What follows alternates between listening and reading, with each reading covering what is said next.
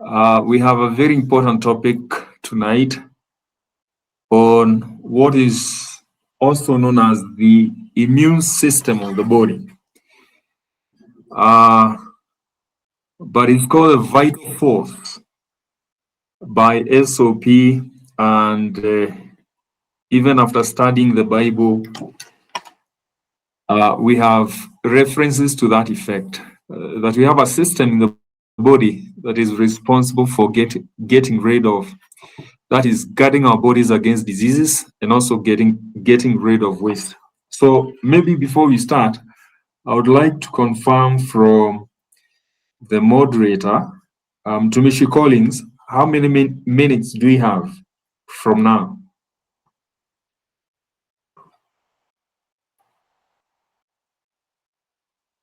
We have 62 minutes. Okay. So we can use 50 maybe to present, okay, and the remaining 12 for questions and answers. Yeah, kindly do not hesitate to call me in any case you find there's a hiccup in the presentation. Okay. Yeah, thank you.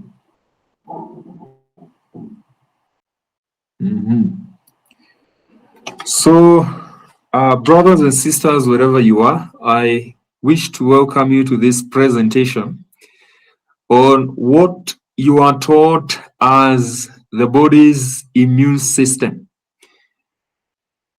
And I find this topic important because it is a maintenance system.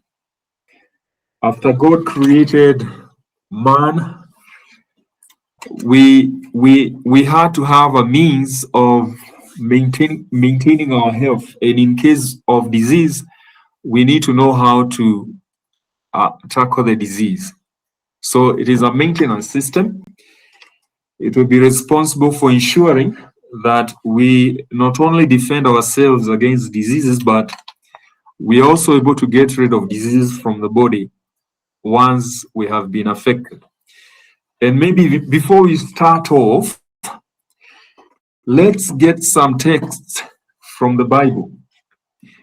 We will be reading from Genesis 1:26, and the key lesson here is that the knowledge of God is past finding out. We are studying a system whose maker is God, and we are likely to make mistakes unless we are guided by the inspired writings. So in Genesis 1:26, we are reminded that God made man in his own image, after his own likeness. So let's agree at the outset that the appearance of man is not of anything that we find on the earth. He is a divine model. And therefore, when we delve into this topic, we are actually looking at components of man that are of divine origin. So we are likely to make mistakes in case we are going to have the confidence and the sources derived from human knowledge. So we need to depend a lot on what has been revealed in order to understand man. So man was made in God's own image and likeness. And the purpose for this privilege of being created in the image and likeness of God, it was because he was to be given a dominion. He was to be more intelligent than any other organism that had been created.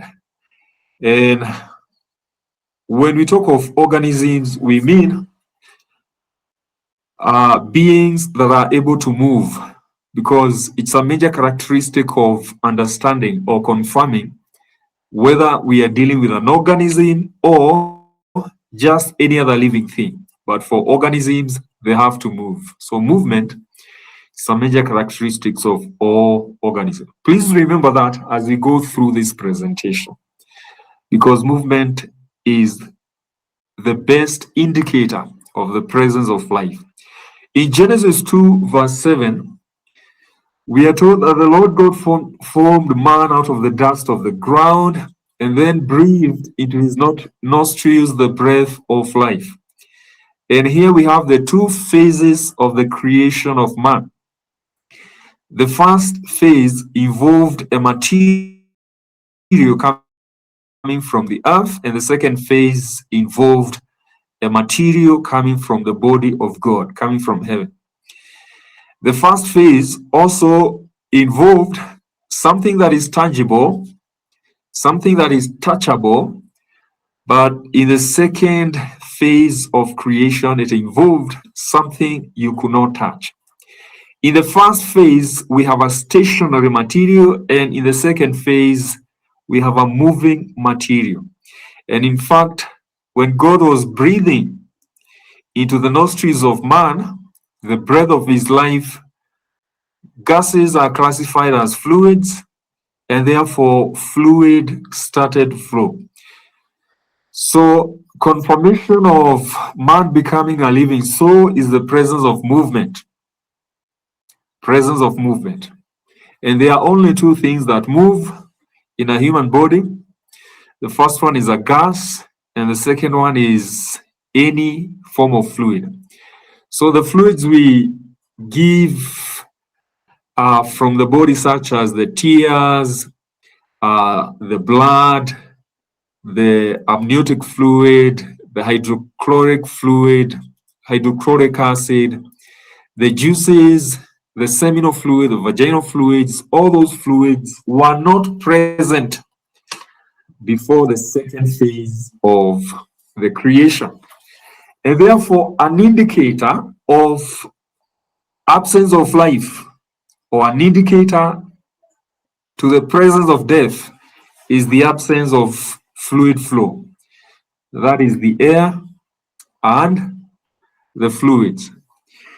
Let me surprise you by telling you that the immune system, so-called, is based on fluid flow.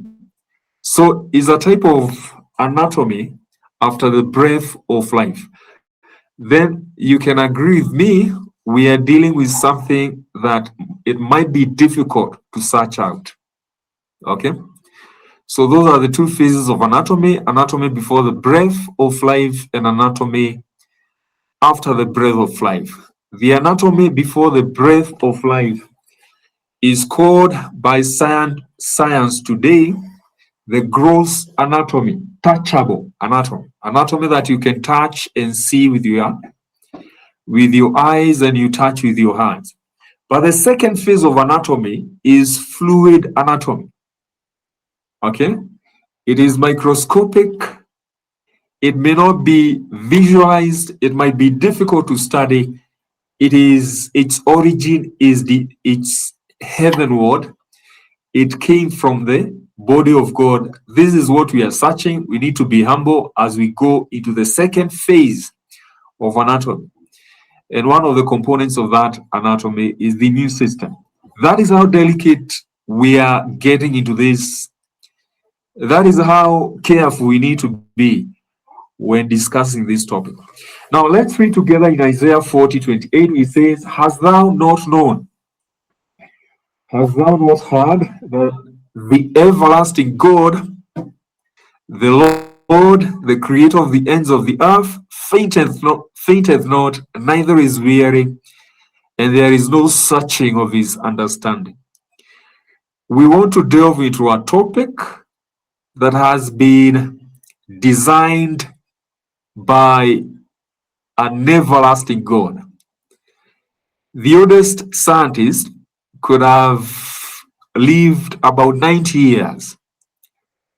It is laughable. It cannot be imagined that somebody who is 90 years old is searching out an everlasting God. That is how we can make mistakes when going to this topic. So God is past searching out. And we can confirm that in many texts in the Bible. Now, before we move on, the book Christ Triumphant, page 238.4, this is a bruising controversy. And we have read this in Genesis 3 verse 15, that there's a controversy, which is a bruising controversy, meaning if there is any opposition between any of these ideas we are going to put forward, between what God presents and what science so-called presents, it is likely to cost life. In fact, it is going to generate hatred and persecution of those who take one position and oppose the other. Now, this is what we have been told. I have been warned that henceforth we shall have a constant contest. The science so-called and religion will be placed in opposition to each other, because finite beings do not comprehend the power and greatness of God. Now, finite beings are human beings. They do not comprehend the power and greatness of God. Now, the problem of human beings is, after failing to comprehend the power and greatness of God, instead of acknowledging so, they pretend to know, and we come up with what we call theories, that is, hypotheses that cannot be substantiated, and you'll be surprised that most of what we call medicine today is based on theories that have never been confirmed. That is how unfortunate we have come. Now, these words of Holy Writ were presented to me: of your own selves shall men arise, and they'll be speaking perverse things to draw away disciples after them. And this will surely be seen among the people of God. So you'll be surprised that among those who are listening today, who have been called the people of God, they are likely to question the position of the Bible and SOP as far as the immune system is concerned. You wait, you will see. Okay? Now, Kidogo, sorry for disrupting daktari. It's okay. Just to note something. Nilifaa kuanzia na hii lakini I assumed. I want to believe kwamba hii link imekuwa shared sana, na inawezekana some of the people here sio wa Sabato or they could not be familiar with SOP. Kuna mtu ambaye kwa hapa na sio msabato by raise of an hand? I know a number. Most of them ni wa Sabato, but kuna mtu kama huyo? Usijipate kwamba unaona kama kwa mahali pageni kabisa. Any hands raised? Okay, so I can assume ni wa Sabato wako hapa. Assumption ya pili,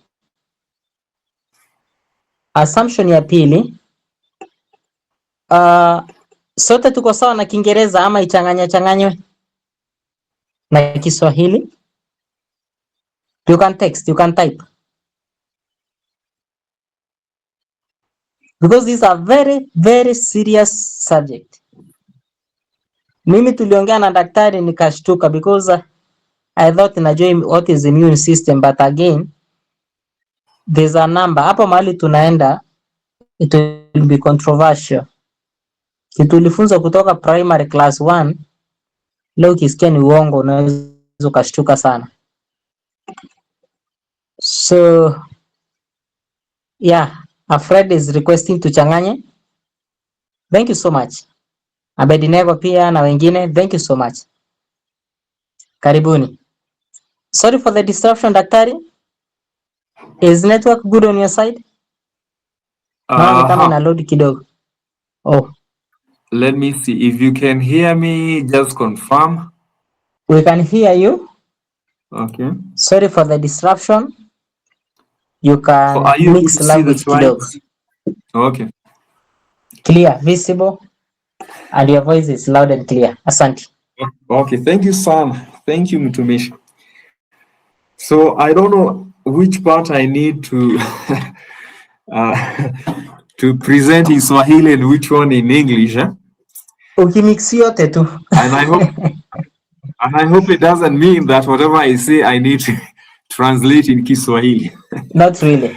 So now we have 4 areas of knowledge we need to understand as far as this topic is concerned. We need to understand the structure. Lazima tuelewe kuhusu kiwiliwili. The second part is physiology. Jinsi mwili unavyofanya kazi. The second area we need to learn is hygiene. Na huu ni usafi. Hygiene hapa inamaanisha the only maintenance mechanism ya mwili, it's hygiene. So you'll be shocked to know that all the laws of health you have ever studied, sheria zote za afya, they all intend to ensure both external and internal cleanliness of the body. So hygiene is the only way you can maintain a system in form of a body that God has given you, that bears a material. Yani mwili wako uko na vitu viwili muhimu. Umebeba sehemu ya kitu ambacho kinatoka katika dunia na imebeba sehemu ya kitu ambacho kinatoka kwa mwili wa Mungu. That's the anatomy of the body. So when the two are blended, they form what we call function. And the presence of life is in the physiology, is in the function. Such that when we lose the material that came from God, we are termed as dead bodies. So we will not be having the fluids, that is the gases, and any of the fluids that you know.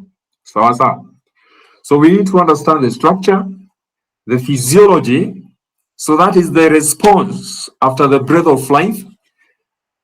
And we also need to ensure hygiene, and hygiene is very important because one of the materials that God has provided for ensuring hygiene is water.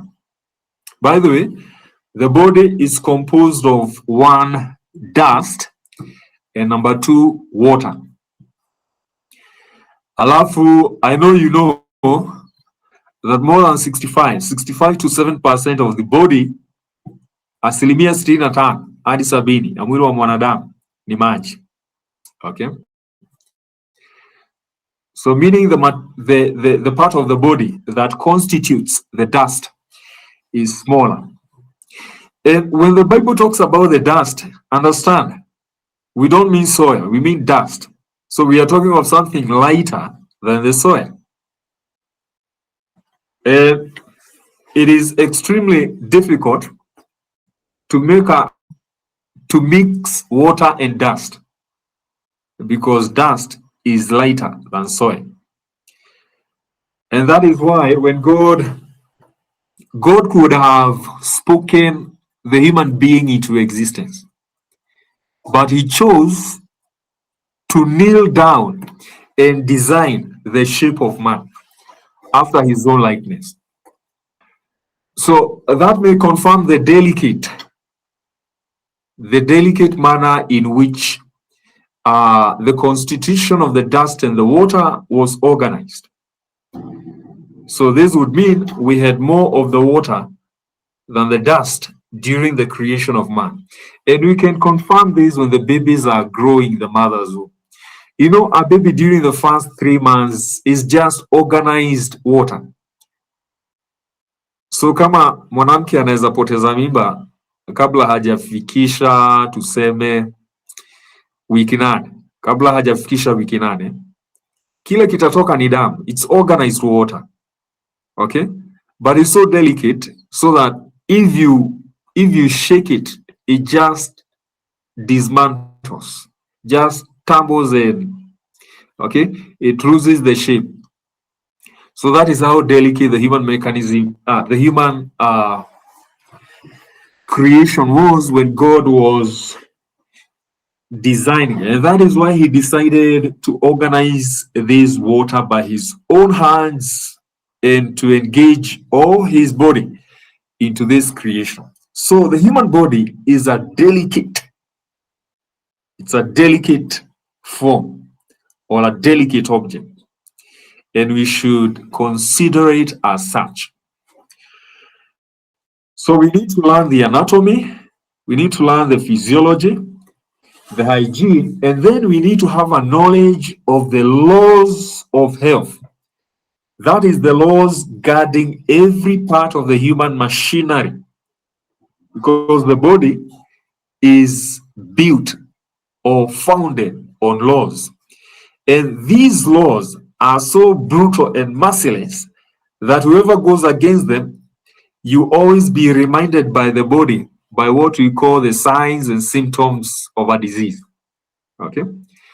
And because God was using his spirit to write the laws of our being into the body, then wherever the breath of life passed, being carried by the fluids, it was writing those laws. Okay?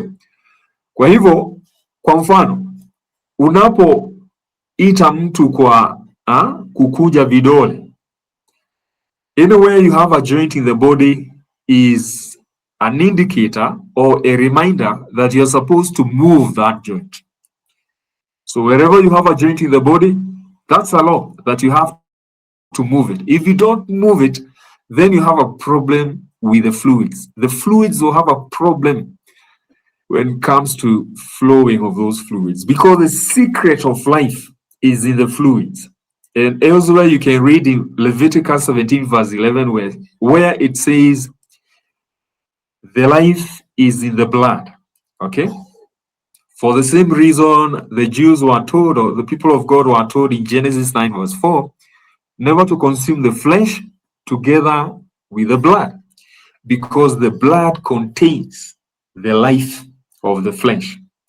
Kwa hivyo uhai uko katika vitu viowevu.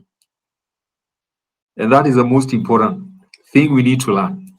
Did you also know that vital force is also contained in those fluids? And that is where we have the so-called immune system.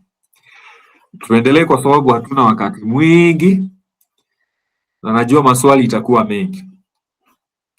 Now, there is what we call the great vital force. This is what we call immune system in the SOP.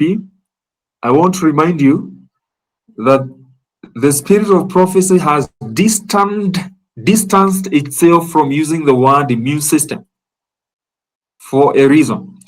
Despite the fact that the term immunity was coined during the life of Ellen G. White in the 1890s, but she avoided to mention it. Otherwise, she confined herself to the use of the terms the vital force. So that in Testimonies Volume 3, we are told, page 138.2, that God endowed man with so great vital force that he has withstood the accumulation of disease brought upon the race in consequence of perverted habits, and has continued for 6,000 years. Kwa hivyo kile kimefanya wanadamu, ijapokuwa walianguka katika dhambi, waweze kustahimili mabadiliko ya hali ya anga pamoja na ulemavu unaoletwa na laana ya hii dunia. Sawa sawa. Kila ambacho kimemweka mwanadamu akiwa mzima na akiwa na uwezo wa kuendeleza maisha ni kitu tunaita the vital force. Sasa, this is up to you to know what is this. So you have to consider all those materials, okay? Especially the material that is coming from the body of God. The initiation of fluid flow was after the breath of life. And that is where God imparted the vital force. That is in the fluid. Now, this fact of itself is enough to evidence to us the strength and electrical energy. Sasa ulikuwa unajua kwamba mwili wa mwanadamu uko na stima. Electrical energy. Sawa, tunamaanisha stima. The body generates electricity. In simple words, it took more than 2,000 years of crime and indulgence of base passions to bring bodily disease upon the race. By the way, magonjwa ya kwanza ilipatikana baada ya miaka 2000 kuisha. Kwa hivyo wakati Mungu alisema sitashindana na mwanadamu tena.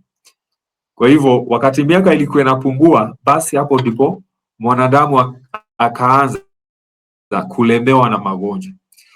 But for more than 2,000 years, ungesikia kifua kikuu, ungesikia saratani, ungesikia kisukari, ungesikia ugonjwa wa ngozi, because of this vital force in form of what we call the electrical energy, and the electrical energy is contained in what we call fluids. So later, we are going to learn that the brain generates electrical energy. This is the energy it uses to vitalize all the organs. Okay, so the brain generates a lot of energy. Na ni stima.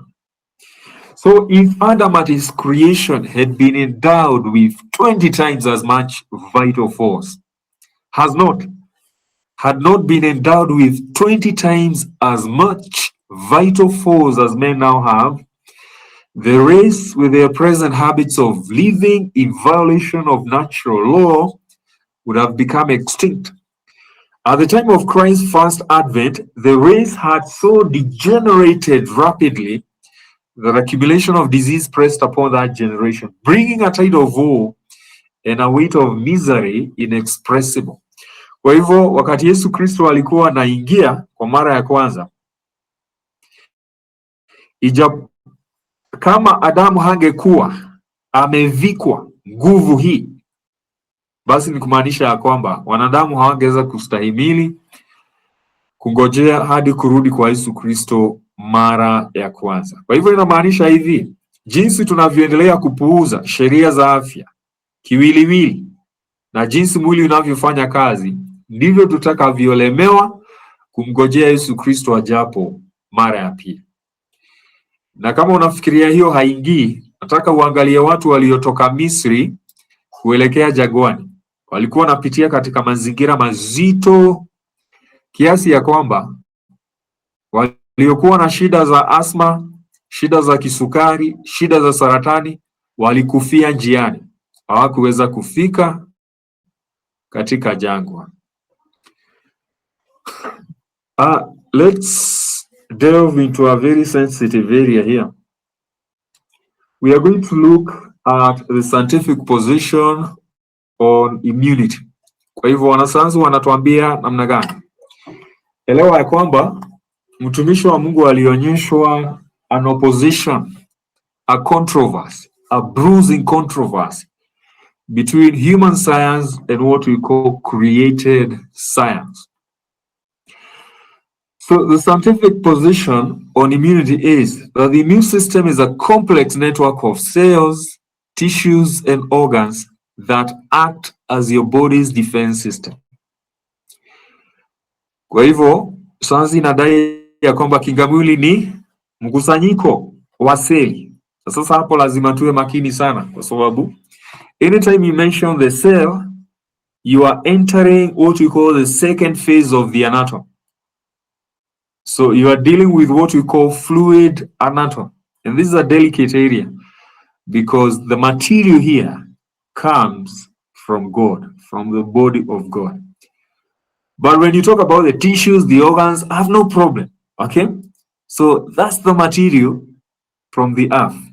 But when you come to the cells, because all cells are fluid, I think here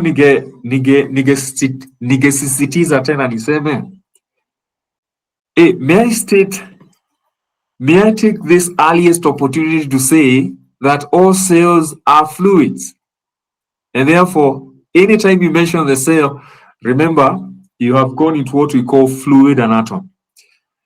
So immunity, according to science, identifies and neutralizes harmful invaders like, I do not intend to read this, but I have to read it because I have to be so fair. I have to just state the position of science as it is. So immunity identifies and neutralizes harmful invaders like bacteria, viruses, and parasites, as well as abnormal cells like cancer, protecting you from illness and disease. Hii statement ambayo nimesoma peke yake, nikianza kuichambua the next 2 hours will not be enough. Sasa, lakini I'll give you a micro summary of what this statement means. They say that the principle of working of the immune system is by neutralizing invaders. So the term neutralize here does not mean to dilute. It simply means to kill. Now that one raises an eyebrow because John 10 verse 10, it is only the thief, and that is the devil, who comes to steal, to kill, and to destroy. Jesus came to give us life and to give us more abundantly. One principle of identify genuine nature, that is nature after the divine origin, is by doing away with anything we call killing. There's no murder in anything that God has created. So the human immune system, if there's something like that, it does not kill. Okay? The human immune system or the vital force does not know how to kill. And if it does not kill, then those are not the terms to use when it comes to studying ways of or dealing with ways or dealing with what the so-called invaders in the body. We are going to use a totally different mechanism of dealing with toxins in the body. And this will not involve killing, because there's no language of killing in everything that God has created. So it is said that it neutralizes harmful invaders. So for the first time we can hear that bacteria have been classified as harmful invaders. But this has been based on the theory of Louis Pasteur. We are going to look up briefly who is Louis Pasteur theory, germ theory, where they said that these microorganisms that God has used to colonize the human skin and the mucosal surfaces of the body, these bacteria. Now, for the first time, they were said to be harmful. Okay? But what we know, that God did not create anything that is harmful. So that is where the problem starts. It starts with the word neutralize. It starts by hearing that bacteria, which God created, have been classified as harmful. And why we need to state clearly that God did not create anything that is harmful. We know that all life had been made by God by day 6 of creation.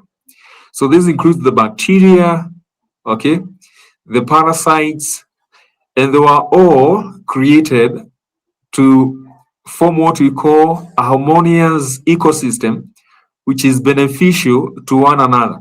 So there was a lot of interdependence between these microorganisms and the other members of the ecosystem that God had created.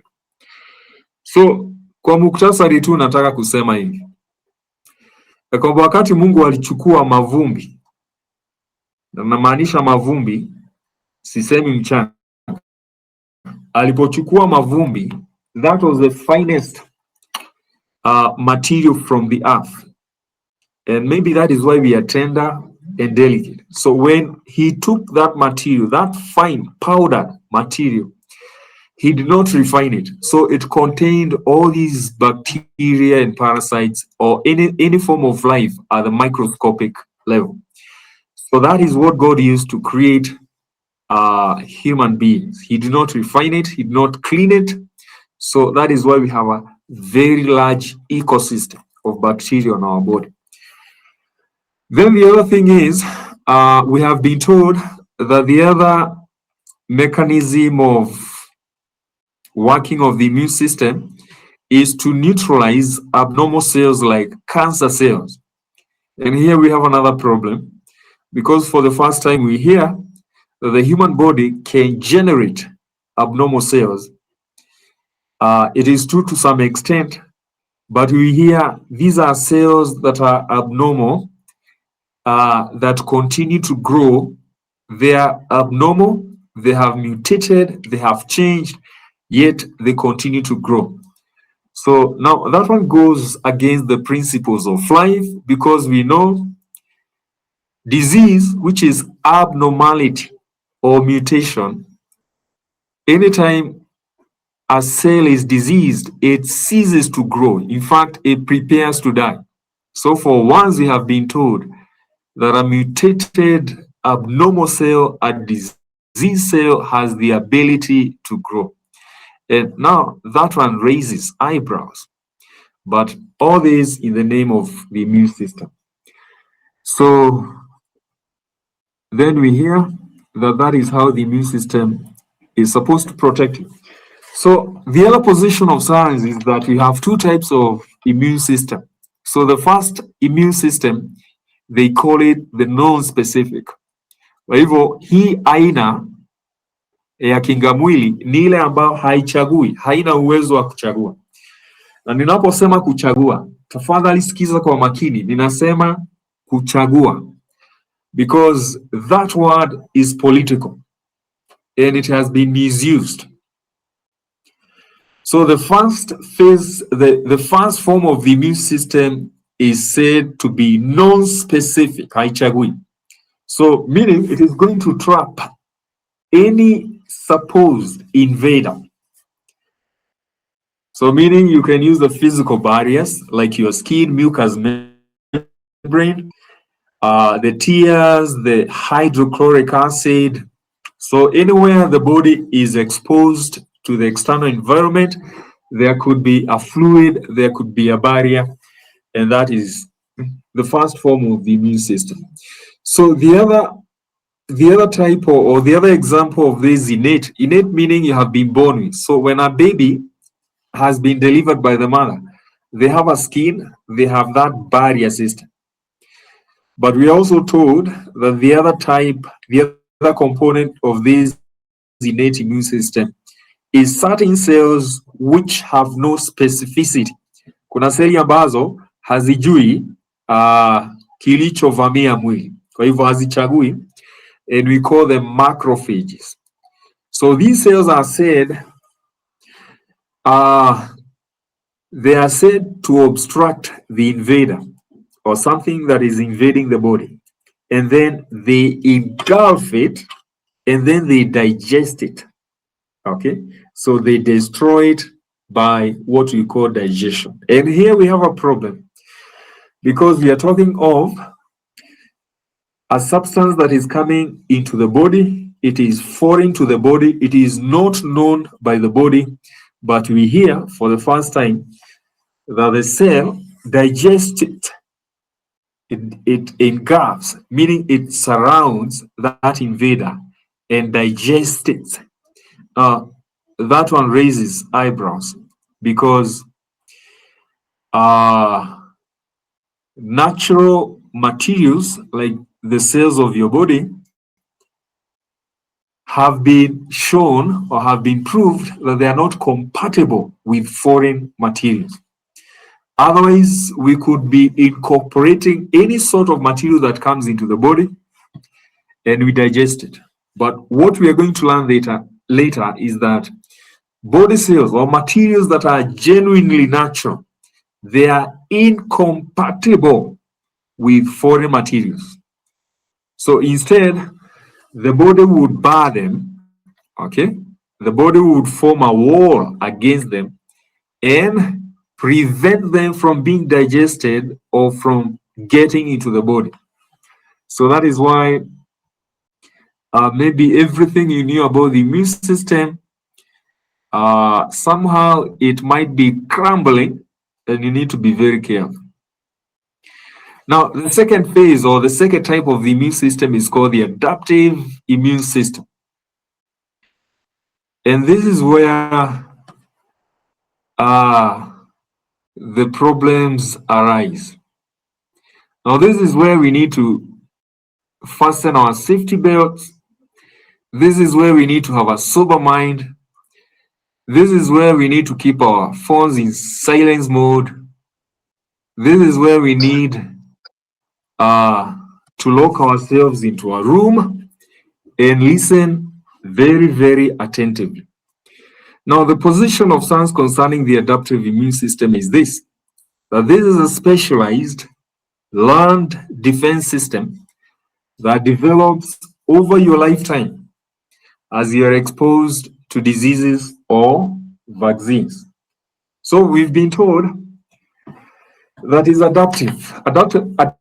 Adaptive simply means that as the body continues to be exposed to foreign materials, it decodes those materials, it learns about them, and then it keeps a memory. And that memory, it's in form of lifetime antibodies. So that you're going to develop antibodies which are produced by cells of the body. They are called B cells. They are called B cells because they come from the bones. There is no controversy about where they come from. But these B cells are said to produce antibodies. Now, when you talk of generation of antibodies, we are talking of components below the cellular level. So we have moved from the cell and we've gone further down into the cell. So we are still messing up with what we call fluid anatomy. And now we are talking of components or particles that are smaller than the cell. So that is how delicate it can be. So we are told the antibodies, listen carefully. The antibodies are proteins that lock onto specific antigens using what we call unique markers on the surface of the antigen. The antigen here ni hicho kiini kinacholeta ugonjwa. Kulingana na Louis Pasteur, kinaitwa germ. That is why you have the germ theory. And therefore, the antibody aims at neutralizing and destroying them. So, antibodies are said to neutralize, meaning kills. And again, we have a problem with the word kill. Then we have what we call cellular attack. So, we have cells in the body whose work is to kill, and we have another problem. So we have what we call the natural killer cells. We have cells that are toxic, okay, to germs. So meaning anytime they interact with a germ, they cause its death. And by germs here we mean what Louis Pasteur told us. These are the bacteria, the so-called viruses, and the parasites. So lastly, we have what we call the immune memory. That there are cells we call memory cells, which after they have marked a foreigner, after the initial encounter, they can keep that memory. And then they can be lying idle in the body, waiting for a future invasion. Okay? Kwa hivyo tunaambiwa kuna seli katika mwili wa mwanadamu ambazo ziko na kumbukumbu ya makabiliano ambayo yalikuwa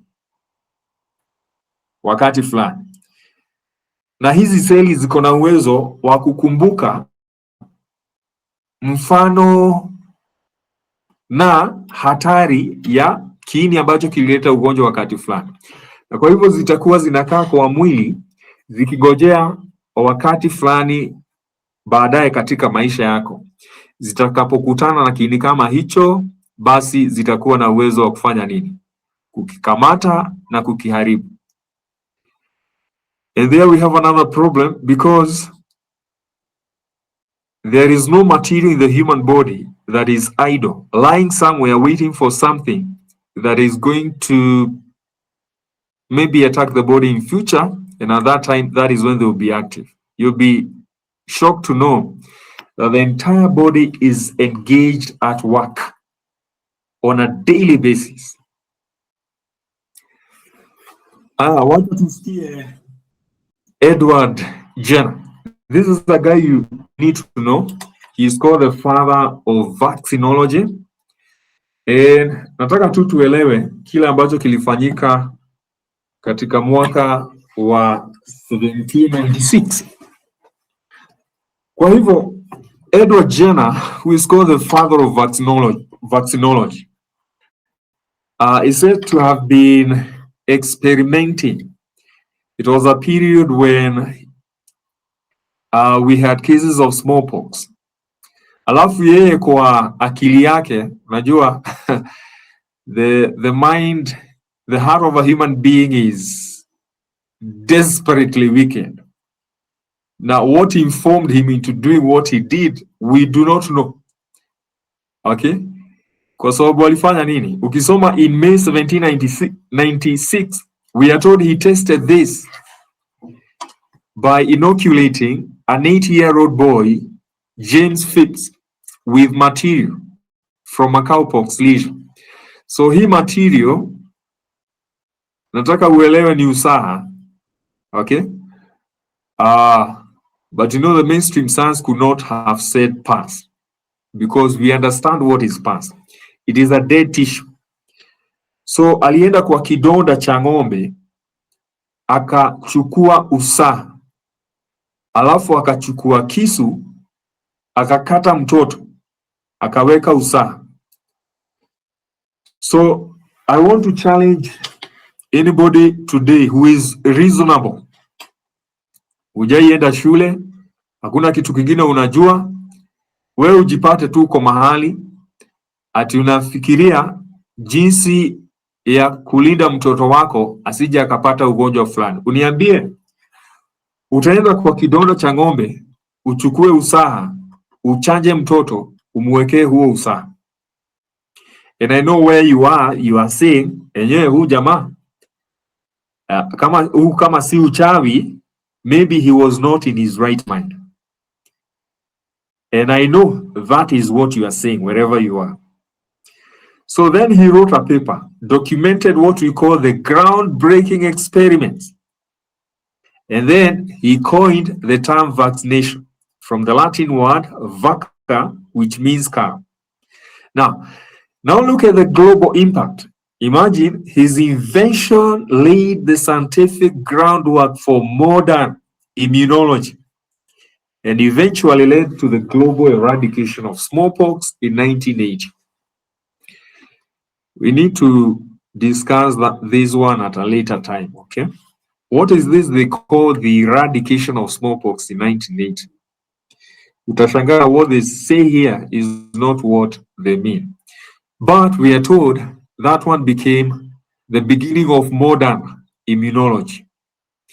Kabla niongee kuhusu Louis Pasteur, wacha niseme kitu kuhusu Edward Jenner, who is the father of vaccinology.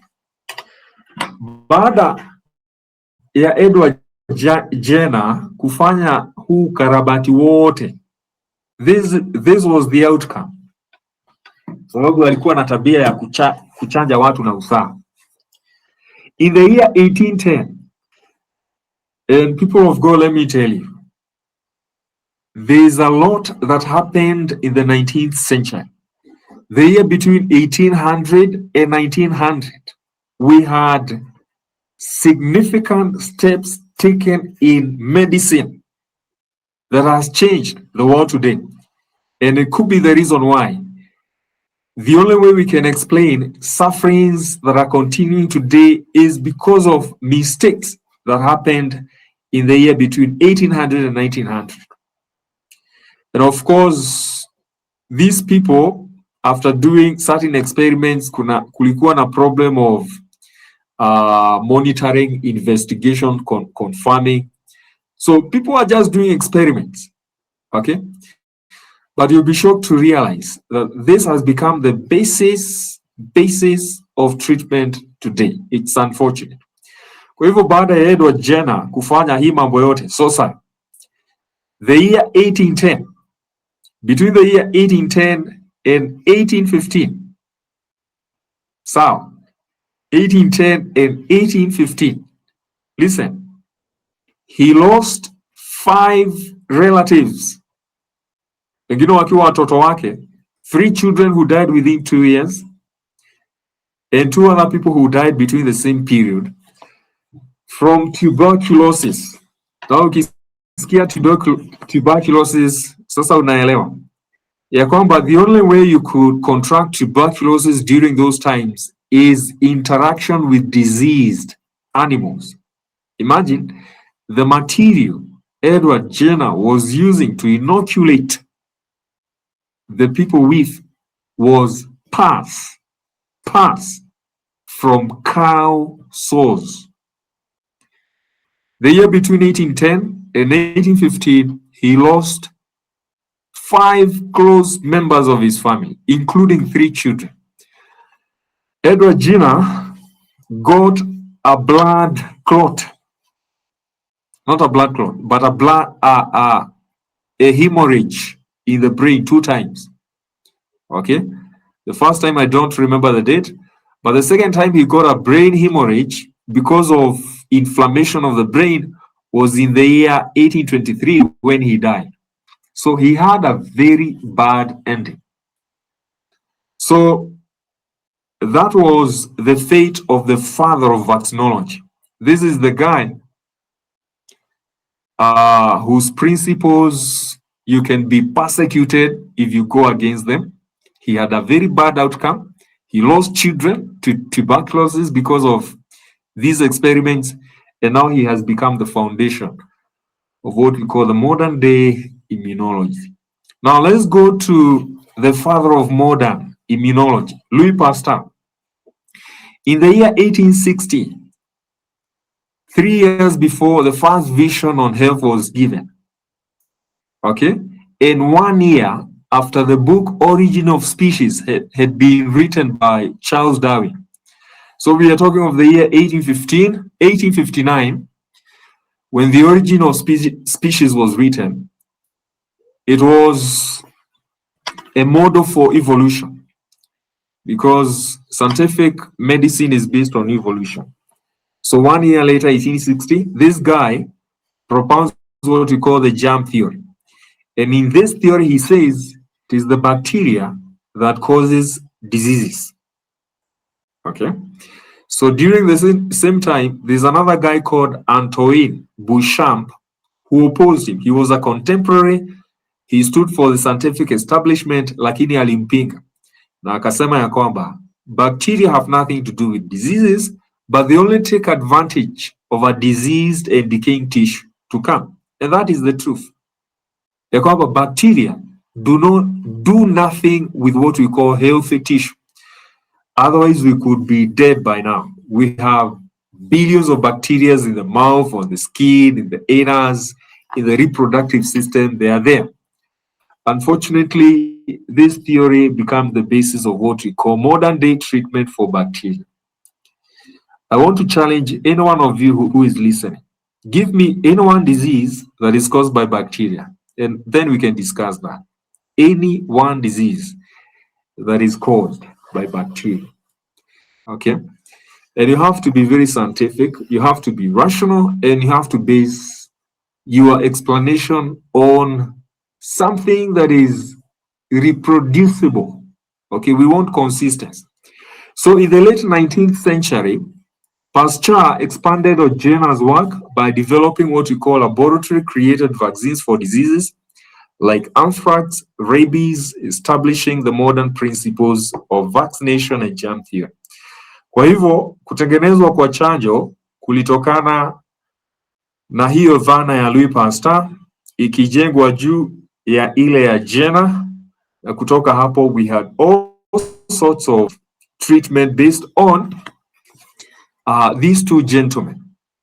Alafu nitakwambia kuhusu the third gentleman, and then I think this will be earth shaking. This is the most sensitive, okay? Because another guy comes much later, when the prophetess is still alive in the year 1890s. His name is called Paul Ehrlich. He's a German. He is called the father of chemotherapy. And we know later he's going to earn a Nobel Prize for his work on what we call generation of antibodies. Sana nataka usikize kwa makini, because the second part of what we call the immune system, because I have given you two divisions of the immune system, and this is a position of science. We have what we call the innate. We have no problem with the innate, okay, those physical barriers. But we have a problem with the adaptive immune system, because that one is based on challenging the body. So we are told, with something that is foreign to the body. Please underline the word foreign. So when I mean foreign, it simply means when a baby has been born and they are partaking of the mother's milk is not foreign to the baby, because both the baby and the mother share genetic material. But at any time in the development of the baby, when you introduce food, any other food apart from breast milk, that food is foreign to that baby. So anything that is foreign introduced to the body is said to generate antibodies. And this is where it gets tough, because Paul Ehrlich has been recognized, been awarded with the Nobel Peace Prize because of his work on antibodies. Sasa hebu tuelewe na hii mavitu alitoa wapi these antibodies. So we have what we call in science the poisoning protocol. So this is what we call immunization. Kama kuna wale hawajui immunization ni nini, it is based on what we call poisoning protocol. So this is information you can get from mainstream science, so you don't have to wrestle to understand what I mean. So these were the experiments Paul Ehrlich conducted to come with his theory of antibodies. And because antibodies form what we call the most important part of the immune system, we call the adaptive immune system. And the adaptive immune system is based on memory. And that is why it has become the basis of vaccination. Then we need to be very careful and attentive when we are discussing this area, okay? We also need to remember Paul Ehrlich. This is the guy who might decide, though he is dead today, who is going to live and who is going to die, based on whether you believe what he said or you disagree with it. So to one person it will be life, to another person maybe on agreeing with him it might be death. And people continue to die based on this principle. So let's go to Paul Ehrlich. How did he come with the antibodies? So listen carefully. Hebu sikiza vizuri sana. So we are told Ehrlich developed precise standardized protocols to carefully introduce deadly poisons into the horses. So I'll try to digest for you what we mean by some of these words, because they are not meant to be so open so that you don't understand. Tunaongea kuhusu the 1890s, where it was illegal to do experiments on human beings. So he used horses na akatafuta phagotoxins from dead tissue. These are the deadly poisons. Huh? So he gathered tissue, dead king tissue, from diseased animals. And we are told that his two first toxins were diphtheria and tetanus toxin. By the two materials that cause diphtheria and tetanus are of fungal origin. I know you have read in the books that diphtheria and tetanus could be bacterial, but if you go to history, you'll be shocked to realize these materials were of fungal or fungus origin. So he injected them, he introduced them into the horses. Kwa hivyo kitu cha kwanza alifanya kitu kinaitwa gradual scaling. So aka-introduce those materials in small bits, what he called the non-lethal dose. So he discovered that the horses were able to tolerate with the small doses. So akaendelea kuongeza hizi doses. Okay? So this is what he said, that the reason why the horses were able to tolerate was because the immune system, by the way, this is the guy who coined the term immune system in the 1890s. So he said that it is because the immune system, so that was a strange phrase, immune system was responding by generating antibodies.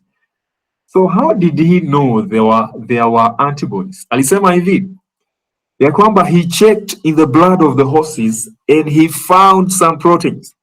So we are talking of proteins below the cellular level. So that time we did not have an electron microscope. It is the only standard method of observing cells or particles at that level. Okay, particles that are so small, because antibodies we can call them nanoparticles. They are so small. So we are going to have an electron microscope much later in the year 1940s. So we are talking of 1890s.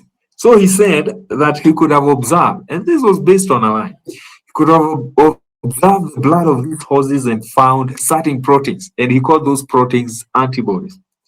So he increased the dosage. So when he increased the dosage, what happened?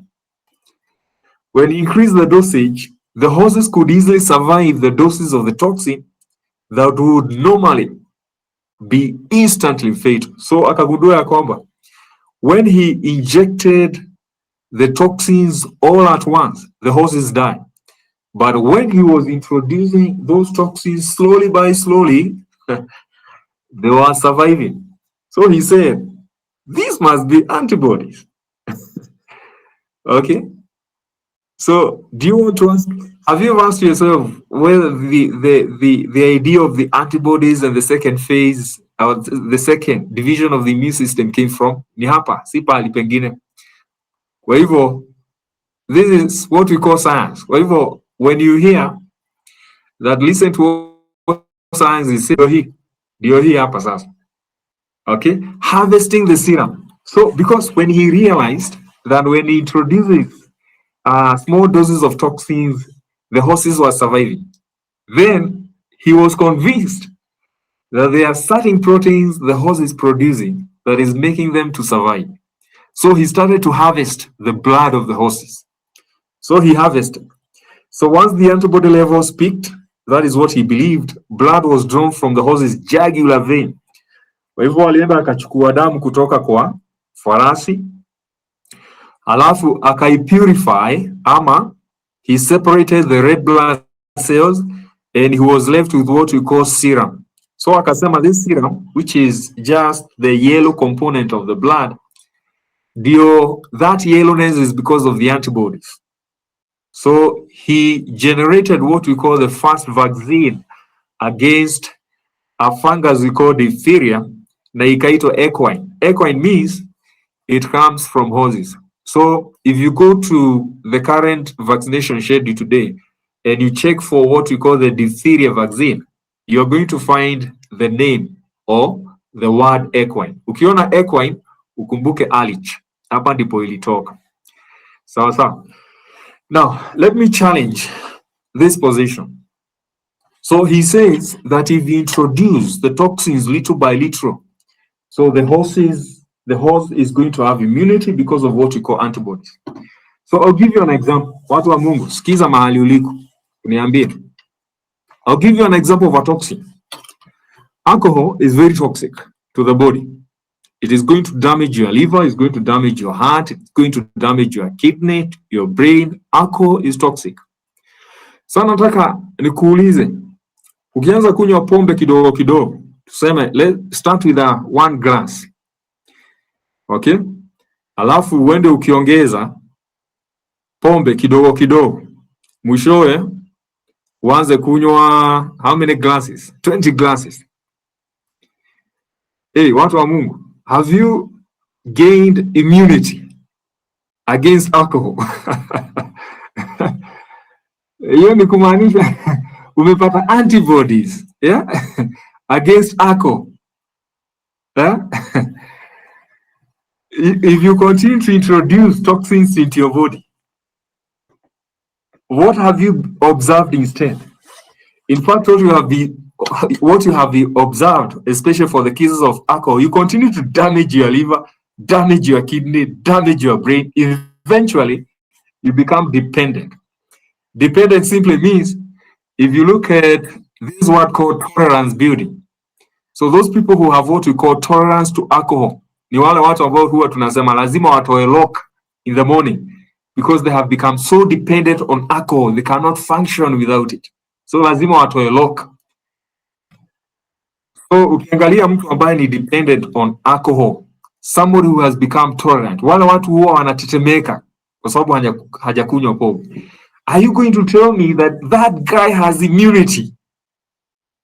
Yeah? He has developed the adaptive immune system. Adaptive simply means he has gathered more strength against that toxin. Anyway.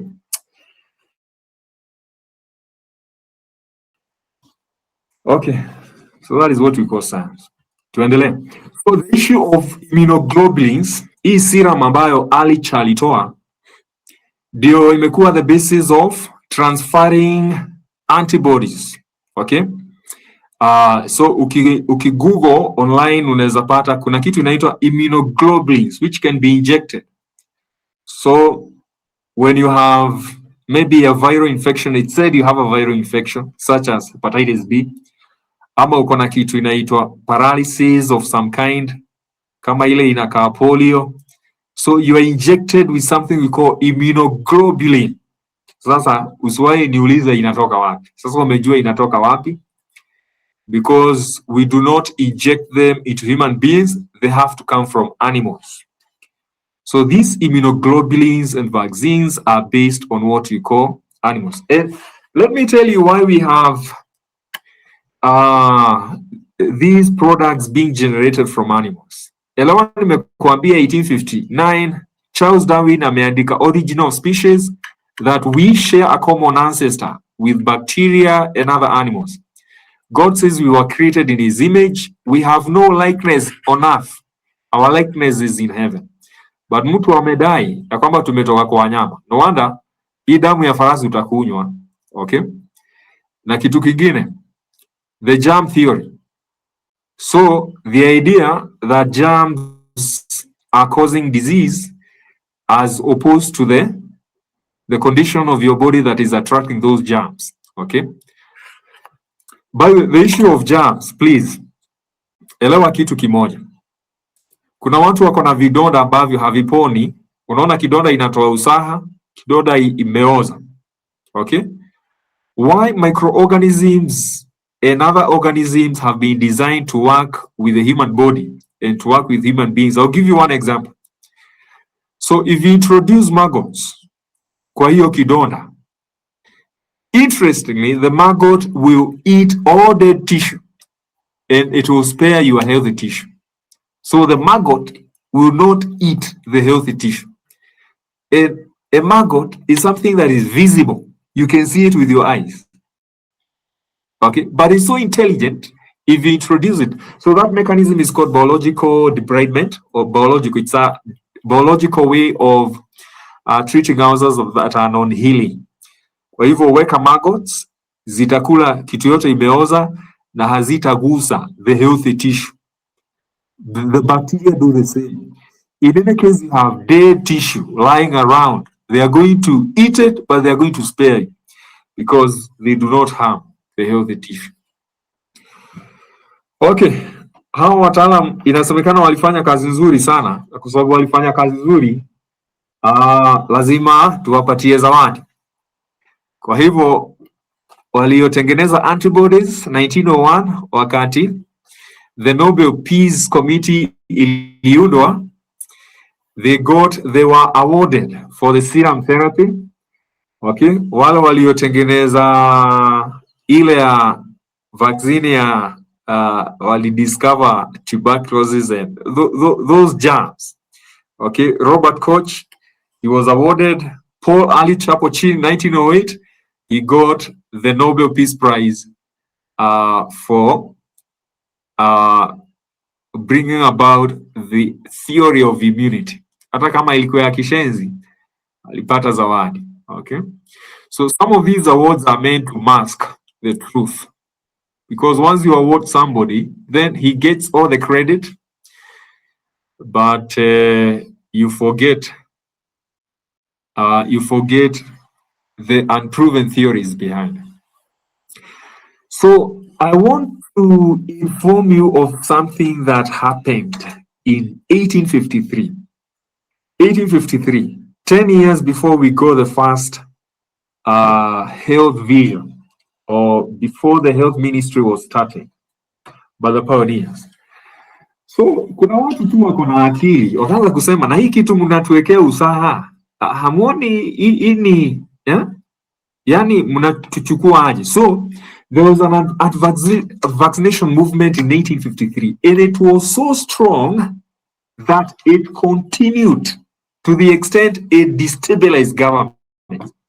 Kwa hivyo Waingereza walipoona hii kitu itawaangusha, so they decided to work together with the Anti-Vaccination League. Okay, wakasema hebu tuondoe the clause ambayo inasema ya kwamba smallpox vaccination is mandatory. So we are going to introduce another clause called the conscientious objector.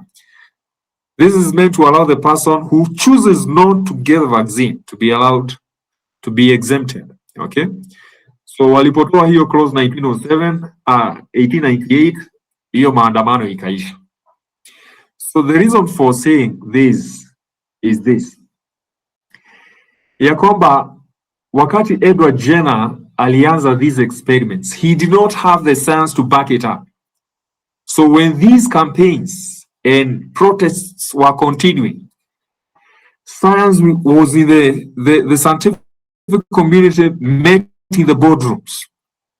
At night, during the day, they were restless, looking for an explanation to justify, because now they have to challenge their opponents in court.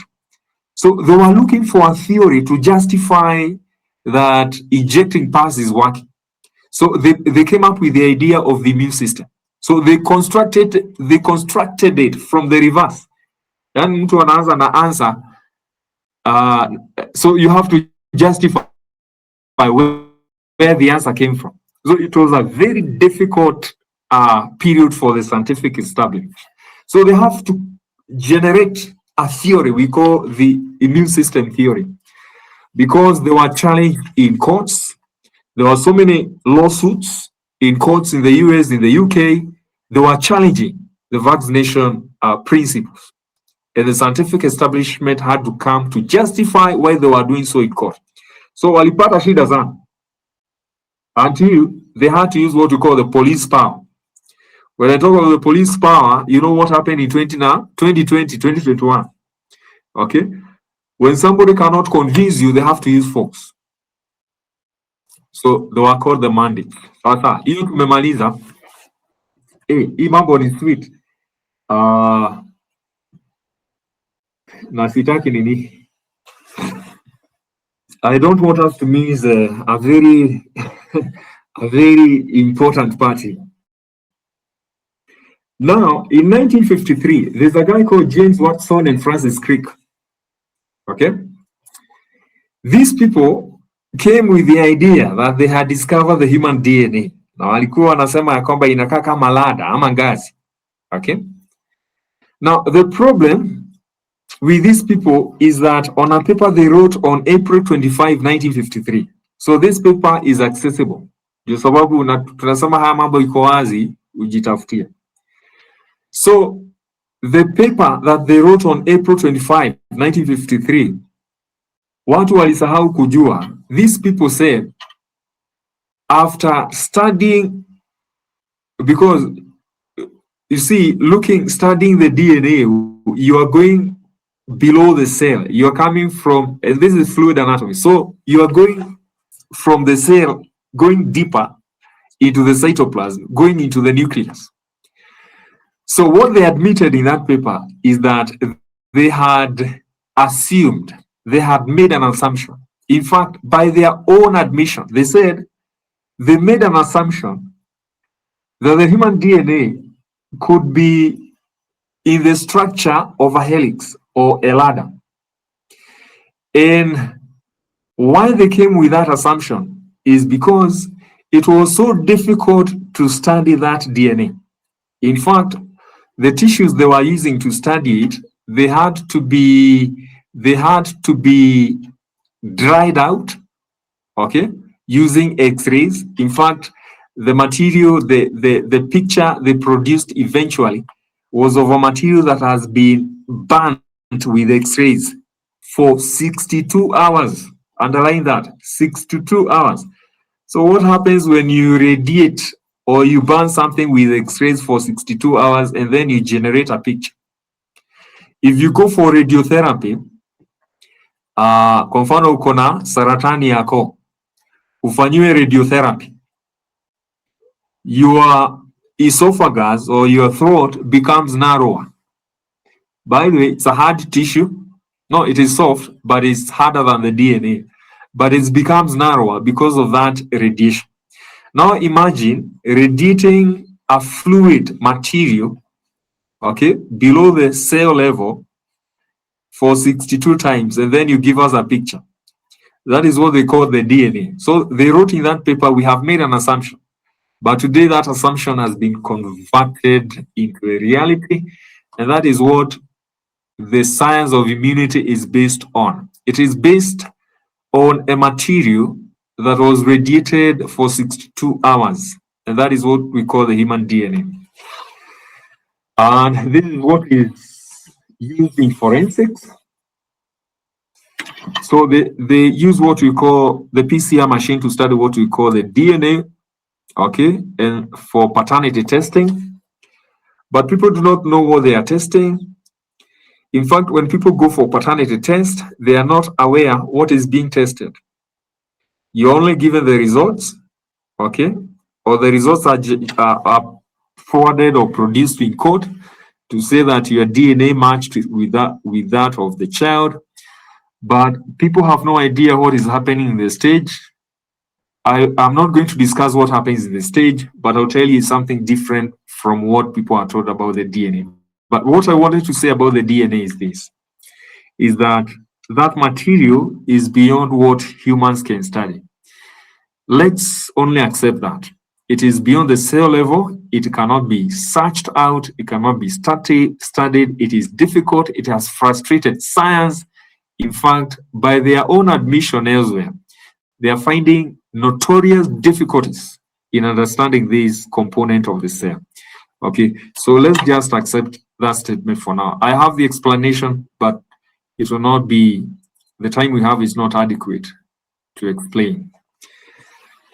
So the technology today used in assessing whether people have a problem with the immune system is based on the studies we have mentioned, and the technologies we have are listed above, are listed on your screen. Those technologies are harmful to the cell. Leave alone the particles below the cell level. They are harmful to the cell, but they have been used to claim or to ascertain that we have a system called the immune system. And it is studied based on this technology. This technology is harmful to the cell. Wacha niwaelezee tu kwa ufupi tu uelewe kile ninamaanisha. Anytime you want to study the cell, you have to remove it from the living tissue. Now, there's a problem there. Anytime you remove a material from the living tissue, it dies. So whatever you are studying, it is a dead material. The other thing you have to do with that material, you have to stain it, you have to mix it with reagents, you have to change the chemical structure, and then you have to use certain methods to trap it on the microscope so that it can be observable on the microscope. So what you have is a distorted material, it is crushed, it has lost the original form. I don't know what you are studying, I don't know what you are going to report, and I don't know the functions you state that are coming or that are done by the material you are studying. We cannot connect the functions and the dead material that is stained, reacted with chemicals that you have. So please, when it comes to the fluid anatomy, it is so delicate. Detaching the material from the living tissue, you are killing it. You no longer have what you had originally. And lastly, let me talk about this interesting part. So the first test for HIV was based on an antibody, was an antibody-based test. It was generated in 1985. It was called ELISA. The ELISA test was based on antibodies. And you remember where the antibodies came from? You remember the experiments with the horses, eh? Let's talk about the HIV test kit development. Eh? So we are going to read directly from mainstream. Here I'm not going to explain. And it's about the generation of antibodies and how the test kit is made. E. coli, that's a bacteria. So the position we are at today now is that human beings have the same origins with bacteria. We share ancestors. That is why some of these tests are generated from animals, and they are said they can give results when tested on human beings. So E. coli and mice are critical biological components used in the manufacturing of HIV P24 test. So P24 is the common test used today, particularly the development of fourth generation. These are the latest HIV test kits. High sensitivity diagnostic assays that detect both HIV antibodies and the P24 antigen. So anybody who wants their viral load to be measured, and people will tell you, what about the viral load? It was measured, na ikaonekana iko juu. So the P24 antigen, which is the viral load, is obtained from the E. coli. And then the HIV antibodies, they are obtained from PANYA. So recombinant antigen expression.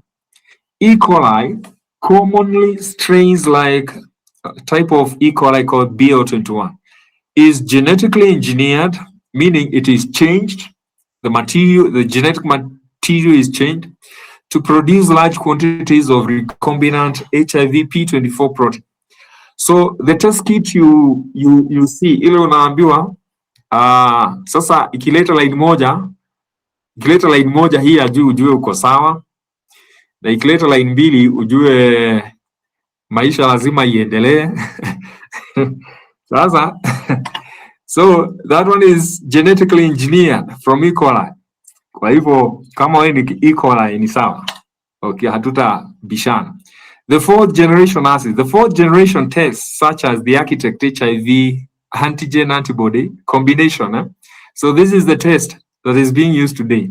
Uses E. coli for antigen production, that's the virus, and mice for antibody production to detect both HIV-1 antibodies and free P24 antigen, allowing earlier detection of HIV infection.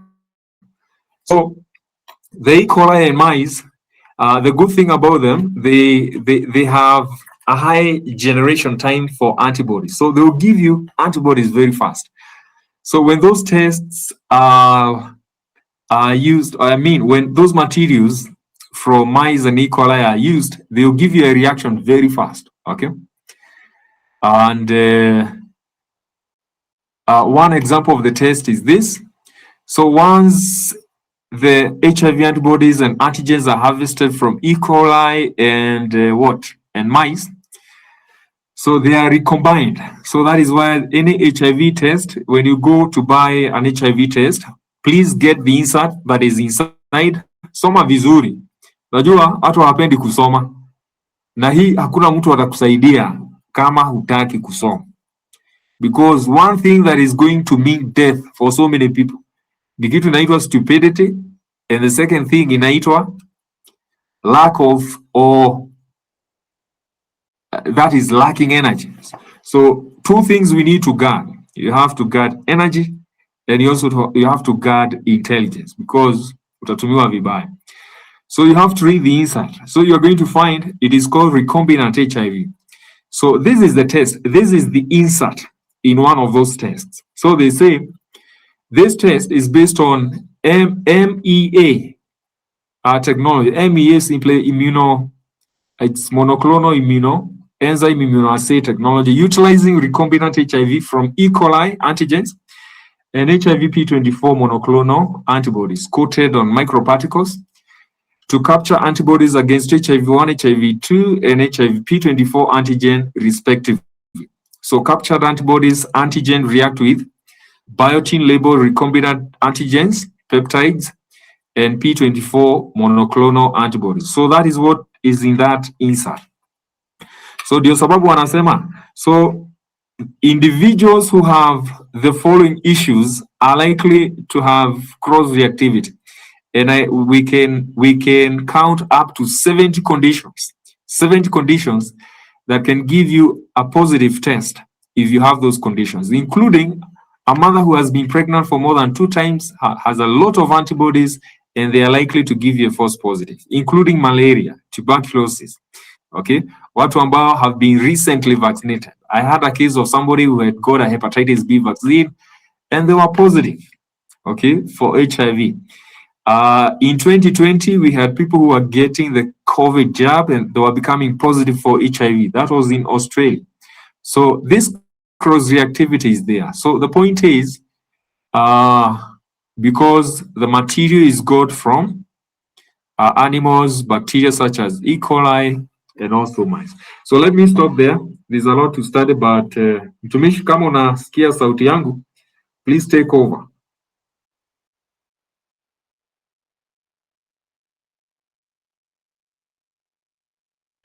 Hello?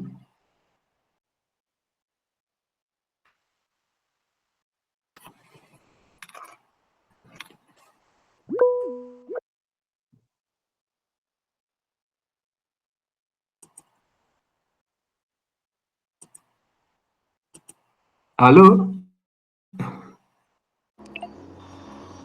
Daktari, can I ask a question? Yes, please. Alafu niambie kwanza kama tumepotea mahali. Oh, mimi nakusikia. Mimi nimekusikia. Yeah, throughout the entire presentation, eh? Yeah, nimekusikia entirely. Ni sawa. So my questions are, kitu ya kwanza, so we should we dispute all tests that have been done on animals? For example, when they are doing their trials, you see that they do it on mouse and everything. Should we dispute all those trials? And then my other question, so how does one boost the vital force? Like, is there foods that you can recommend so that you have a better vital force or immunity, whatever the term used? Yeah, those are my first 2 questions. Thank you so much for those questions. So in the first question, let me say, my brother, do you believe in God or evolution? Because any test that is based on an experiment done on an animal has gone to the evolution way. So the assumption is the material you are made of, or your body functions, your physiology is similar to that of an animal. So we start from the basics. We have been created in the image of God. God did not speak us into existence. He actually designed us into a certain way. And that is why when it comes to functions, intelligence, we are far greater than the animals. In fact, we are supposed to have dominion over the animals. So we do not want to go back to evolution. our belief is in God, and we understand our origin. We have not evolved from the animals. So why should we?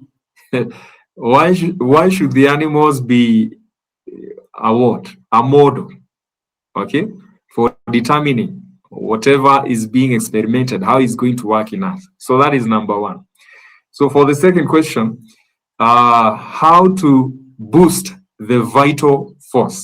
So I want to show you a very quick slide, a quick one that is going to answer the question you have asked.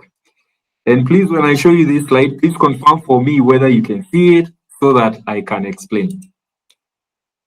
Confirm to me whether you can see this slide. Yes, Just confirm. I can see it. Okay. Okay, wonderful. Let me read it for you. Now, let physicians teach the people that restorative power is not in drugs, but in nature. So the word nature here means you and how God created you. So what is disease? Disease is an effort of nature to free the system from conditions that result from violation of the laws of health. So that is number one. In case of sickness, the cause should be ascertained and healthful conditions should be changed and wrong habits corrected. Then nature, secondly, is to be in her effort to expel impurities and re-establish right conditions in the system. So there are only two things you need to do, bruh. Number one, correct all unhealthful habits. So by this we mean ensure you do not have any deficiencies.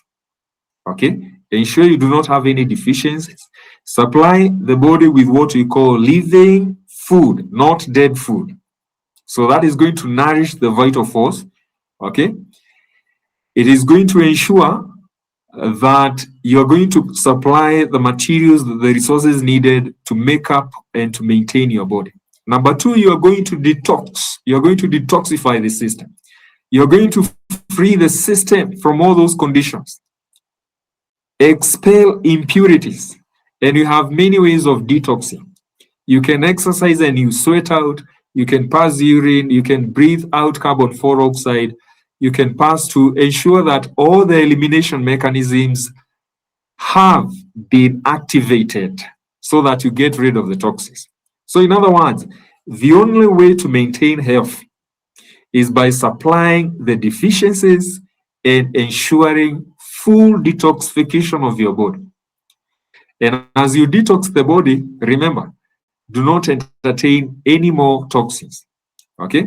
And by the way, we have avenues you can entertain the toxins. You can entertain the toxins visually by seeing. Do not allow anything that is toxic to the eyes, including light, including bad pictures. You can intoxicate yourself with your ears by listening to negative information. So ensure whatever enters through the avenues of the body, that is the five senses, the mouth, the nose, the nostrils, the eyes, ensure it is clean. And then if you have something unclean in your body, then you detoxify yourself. So the basis of what we call immunity. In fact, in the body, we do not have the immune system. We have what we call a detoxification system. And every organ in your body is endowed with the ability to detoxify itself.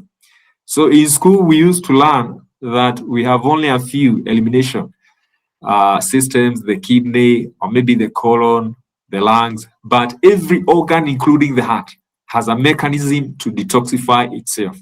And that is the secret of maintenance. That is the hygiene part of what we are supposed to learn. Thank you so much. If there's any other question, I'll be willing to answer.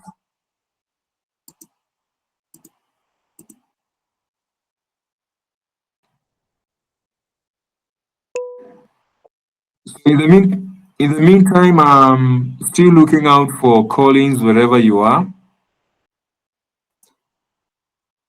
I'm here, Daktari. Okay, good.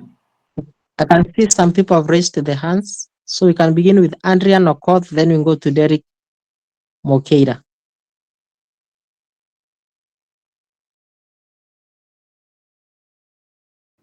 Okay, good evening. Can you hear me? Loud and clear. Thank you. So I'm very glad that I was part of this audience.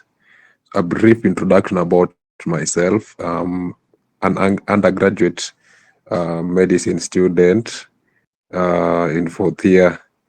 And Dr. I just want to say thank you for the presentation, for the slides, good slides, comprehensive.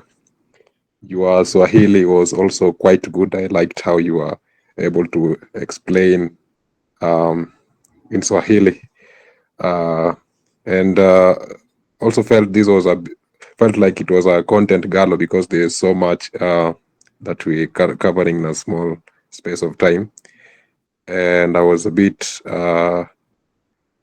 really shocked by the seeming contradiction between science and religion.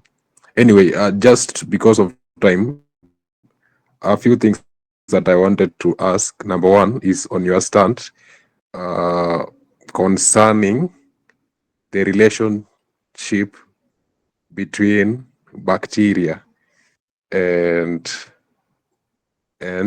human, because there's at what point when you are saying that we were created from dust, as it's said in the scripture, and of course we have the bacteria and the other microorganisms that normally they live in dust and all that. And another time we were saying that there is nothing that we that resembles us. What our likeness is out of this world, if I just paraphrase what you're saying. So because you're saying we were studying how the interaction with this of bacteria with the mankind, and you're saying they don't eat living tissue, they just attack the dead tissue. Maybe you can just clarify on that. I think I have most questions, but that is the one that I was ready to ask. More of the others, I think we might just need time to look into it, understand, and try to get into the bottom of the matter. But from all this, for me, I find really this to be a bit philosophical, the subject, because medicine, for instance, is it is a science. When you get most of the things that we learn, we don't really question why we really believe in this. And when you start questioning why, that becomes more of a philosophical argument. And I've just been really shocked from the exposition that we've had tonight, that some of these tenets that we have really held as indispensable could actually be shaken. And talk about the vaccines and the immunoglobulins and so forth. So yeah, thank you.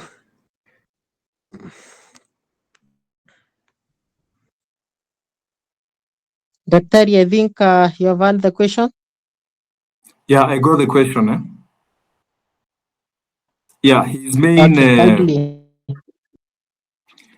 mainstay in his line of questioning was a more explanation on bacteria and how we are supposed, the relationship between bacteria and humans. To start with, they are part of us. We have so many of them on our skin, in the mouth. They are not in the stomach, but we have them in the small intestine, large intestine, reproductive system. We have bacteria in all the mucosal surfaces in the body, okay? But it's also important to note that we have bacteria in the circulatory system as well. And their main work, apart from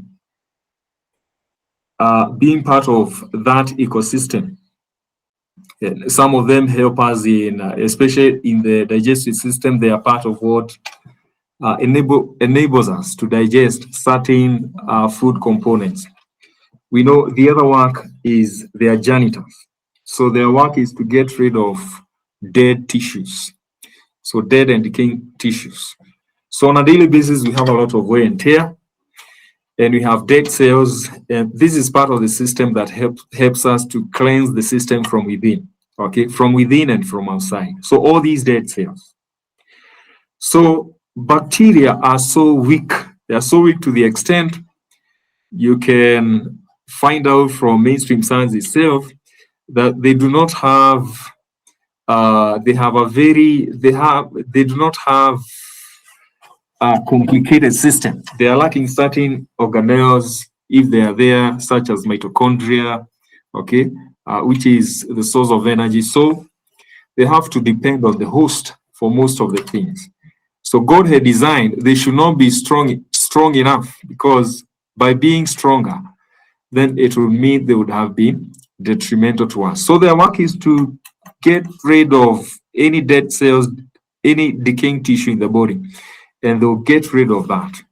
And then you are supposed that to maintain that relationship. It's a harmonious relationship. And because they are living microorganisms, then they were there on day 6 of creation. Okay, they are part of the human build. So for that reason, they are beneficial. We have what we call mutual benefits between the bacteria and human beings.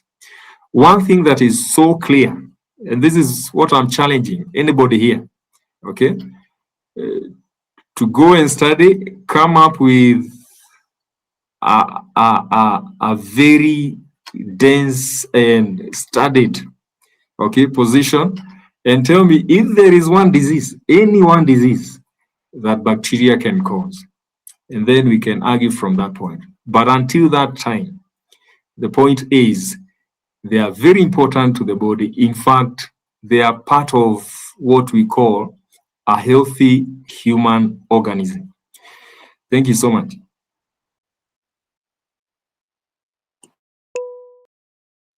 Asante so much Daktari. I can see time is running out, but still can see a number of hands. Kwa hivyo Mungu awabariki sana. Ryan, you can lower your hand. I want to believe that the questions you asked, you are satisfied. In case you are not, I'm sharing doctor's number hapa kwa chat so that we can contact him later for some specialized or personal issues ama deeper conversation. I want to welcome Derek Mokeira, a great friend of me. Umepotea sana, and I'm happy you are here to listen to this, because actually the first time I heard Daktari teach about this, nilishangaa sana. Karibu sana brother Derek. Asante. Evening to you. Kindly give a thumbs up if you can hear me.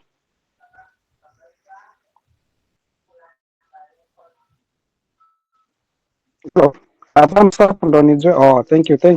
So, Daktari, I have a, okay, let me make an observation on what you've taught. I think at some point, considering working in a clinical area, I realize pia mimi, we are so obsessed with the whole bacteria thing, because most of the times when we do even a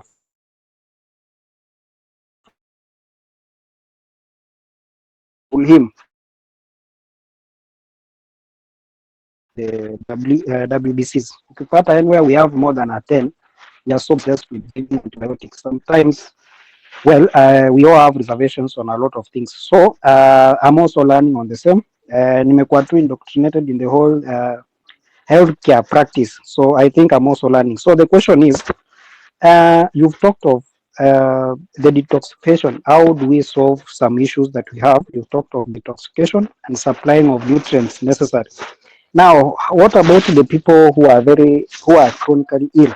Na watu wamekuwa wagonjwa for a very long time, and at some point we get to a point of accepting that their fate is okay, it's beyond what any other person could do, especially people who have end-stage renal disease, chronic alcohol, liver failures and all these people. Sasa hawa tuna, what can we say? Can we say that God gave them enough opportunities to make up for their wrongdoings? Sasa imefika where it's between them and God. I really need okay, I need an observation on the same. Considering now, if in our observation you considering umesema pia diseases is more of a violation of the laws. That's very true. And then at some point we have an opportunity. Kwa saizi, for example, most of us when tuko hapa we are young, there are a lot of things we can do about our health. If you are overweight, you can work out. If you have a certain disease issue, you can do exercise, you can trust in God and everything. So how about those who have gotten to a point of failures? Thank you. Hello? I can hear you. I can hear you. Oh, thank you so much.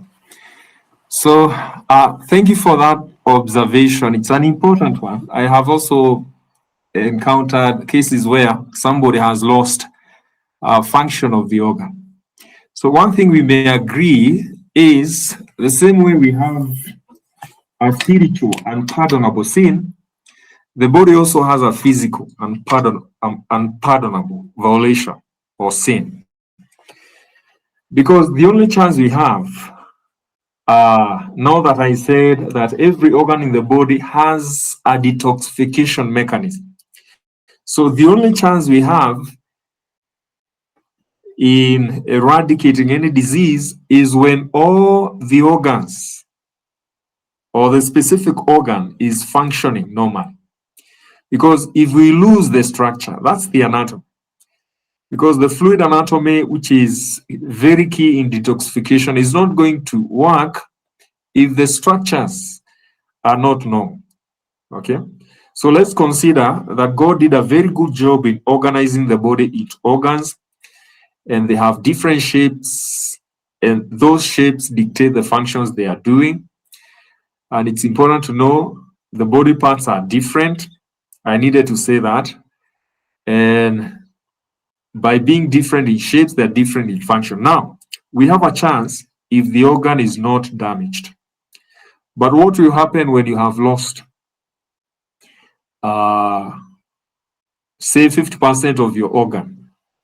So most likely, we have an extent that we can say you have committed the physical and pardonable sin. Now, we have cases of organs where even if you lost 80% of it, such as the liver, you are likely to regenerate. The remaining tissue will regenerate. And this depends on that specific organ. So maybe you have a chance to utilize the other elimination mechanisms, ensure that you do a very aggressive detoxification process, okay, utilizing the remaining organs, okay, the skin. So doing a very aggressive job, at least to save the person, but always have that window where you can say, in any case, this person has committed the physical and pardonable sin. So how do you prepare this person for the afterlife or for the life after this? Because that is always a probability. That is what I could say. And in the same breath, let me say something, especially concerning the DNA, now that we have said. Now, you know, and I want you to challenge. I want to challenge you. You know that we have been told that you have a specific DNA characteristic of your genome or your constitution. Now, you may be surprised to realize that God created all organs with different functions. So for me, my position is the function defines the constitution. So the cells, if we have something like cells, the cells of my fingers are different from the cells of my liver, and they are different from the cells of my kidneys, simply because the function is not the same. So the constitution of the organ is the same from the least component of that organ, because that organ is working in harmony with itself. So the basic or the least component of that organ all the way to the outside. And the outside we confirm by considering the function of that organ. I believe that organ is the same. So if there was something like DNA of the liver, then the DNA of the liver will be different from the DNA of the kidney, will be different from the DNA of the heart, but they are all working in harmony. Now, this emphasizes a very important point, that human beings are also different. And if we are different, it means we are not compatible. And for the same reason, if you wanted to donate an organ to somebody else, most likely you are going to reject that organ because our, whatever you call that immune system, is different. So your immune system is not like my immune system. So there is no way you can treat my malaria the same way you treat your malaria. We have a different makeup.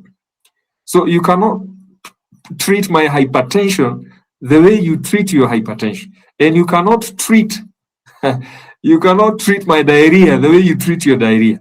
Our immune system, that is in course, the vital forces are different depending on how we interact.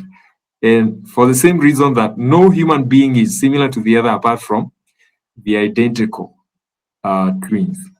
Okay, thank you, Commissioner. I have gone beyond what I needed to explain, but that is it. Thank you. Thank you so much, Dr. Thank you, everyone, for being so patient. We were around 40 in attendance today. Just allow me, Daktari, to read these two questions, alafu tuombe tumalize. Before that, I would also like to let the meeting know that Dr. Fred has a channel from which he does post almost every day, very interesting topics. So after this, we can check out our channel by the name Disease Reversal and the Mitigation Studio. Disease Reversal and the Mitigation. I'm just typing here. I've also typed his number just in case you could want to consult with him after this or later. So daktari, kuna maswali mbili hapa ambayo imeulizwa, and the first one is, should we take 2 liters of water per day? The reason I'm asking this is that I heard if you take much water, you dissolve your electrolytes. Well, we recommended to take these 2 liters per day.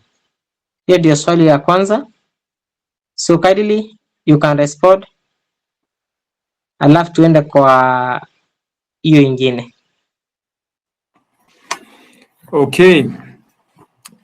Thank you so much for that question about the water. And because we are largely water, but the kind of water the body is composed of is not any of the three phases of matter of water. We have a fourth phase in the body called the gel phase of water.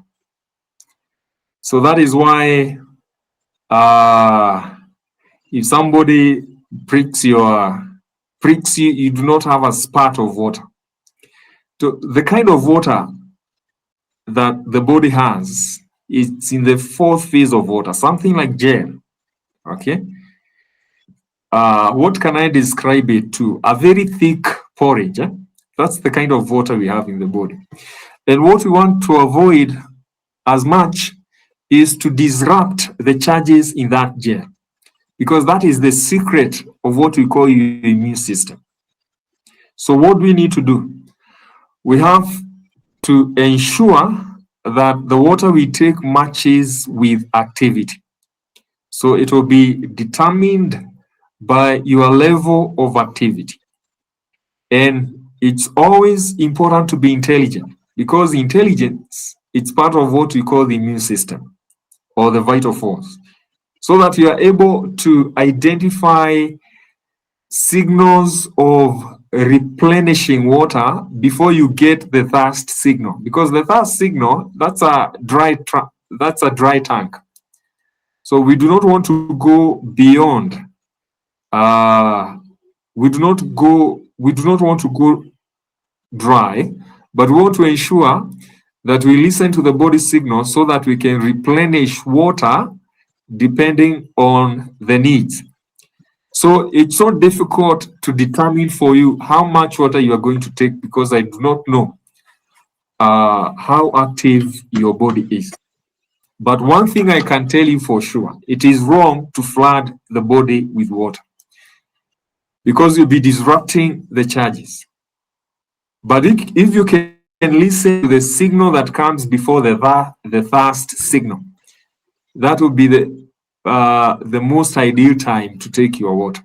Okay, and it shouldn't be a lot. Now, the other signal you can take is to ensure anytime you pass urine, okay, anytime you pass urine, because when you pass urine, you pass about 1 to 2 glasses of water, equivalent to 500 mLs, because your bladder, it's about 400 mLs. So anytime you empty your bladder, you return the same amount. So that would be nice. But if you can't do that, please ensure you listen to the signal that comes before the thirst, before you go dry, the thirst signal.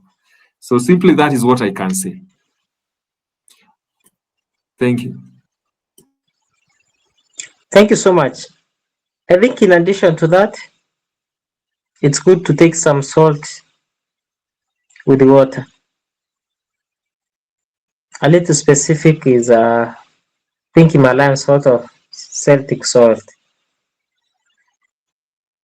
Daktari will have to comment about that, as we'll be answering what causes polio.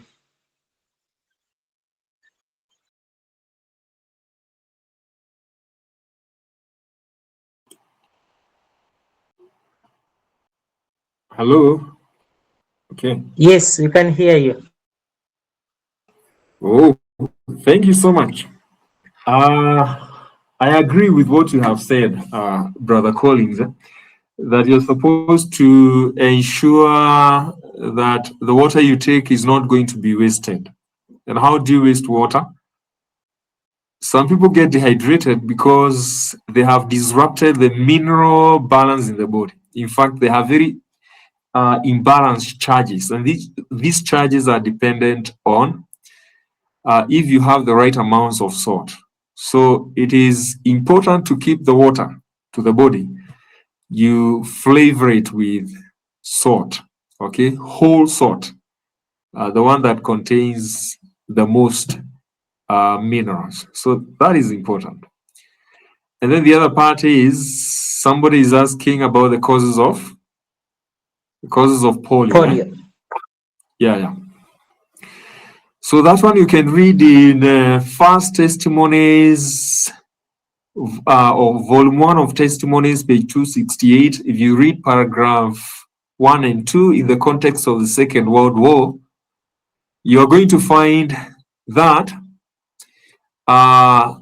there were circumstances leading to the development of a pestilence around the year 1943 to the year 1952. We had use of chemical weapons, we have malnutrition, we have women taking up the jobs of men, leaving their children and not breastfed, being taken care of maids, interaction with filth, okay, neglected, we had psychological stress, and then we had all those circumstances preparing an epidemic. So exactly in 1952, we had the first figures of polio. It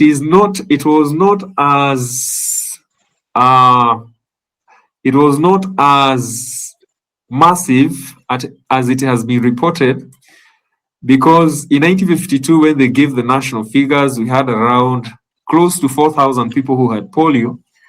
But please do not forget, during the same year, we had 21,000 people who had tuberculosis, more than 5,000 who had cancer, but these cases were not being reported.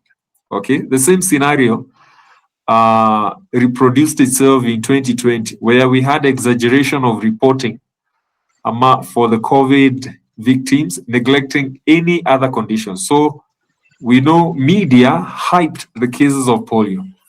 But one thing that remains for a fact is that the circumstances of the Second World War set up the polio pandemic.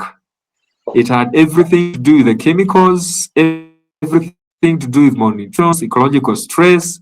We had environmental disturbance, uncleanliness, children not breastfed and therefore not being taken care of. Mothers, they were eating dirt, having diarrhea, and all these were said to be polio. And then we had the chemicals that were causing paralysis, and those ones contributed to polio. So just clean the environment, ensure the children are well nourished, and you'll be safe from such conditions. Thank you.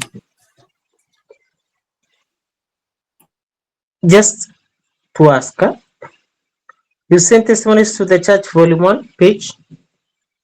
Page, first testimony is 268. Then you can read paragraph 1 and 2. Thank you, thank you. Yeah. And the last question was asked by Ryan. I don't know whether if he still is the meeting. So germs, Yes, stroke bacteria, niko hapo. don't cause stomachache. Germ stroke bacteria hazileti shinda za tumbo. That could be put in another way. So, Mtumishi, you are asking what causes stomachache? Yes, that is the question. No, I was asking because you usually told like ukikula chakula chafu kwenye kuna germs ama bacteria you get like stomachache. But you have said bacteria is good for you. So hiyo stomachache haikuji from your bacteria na germs. Like that's my question. Yeah. That is true. Mtumishi, bacteria has led nini? Has led stomachache, yeah? So hizo issues sijui H. pylori nini, all those bacteria, please do not blame those things. They are innocent. They have nothing to do with your condition. Your condition has to do with imbalances in the digestive system. And remember, in fact, one of the systems that is heavily supplied with blood vessels and circulation, it's the digestive system. It's a very sensitive system. It also supplied with so many nerves, and those nerves, there's a section of nerves we call the autonomic nervous system. It is dense in the digestive system. In fact, it is the one responsible for most of the discomfort.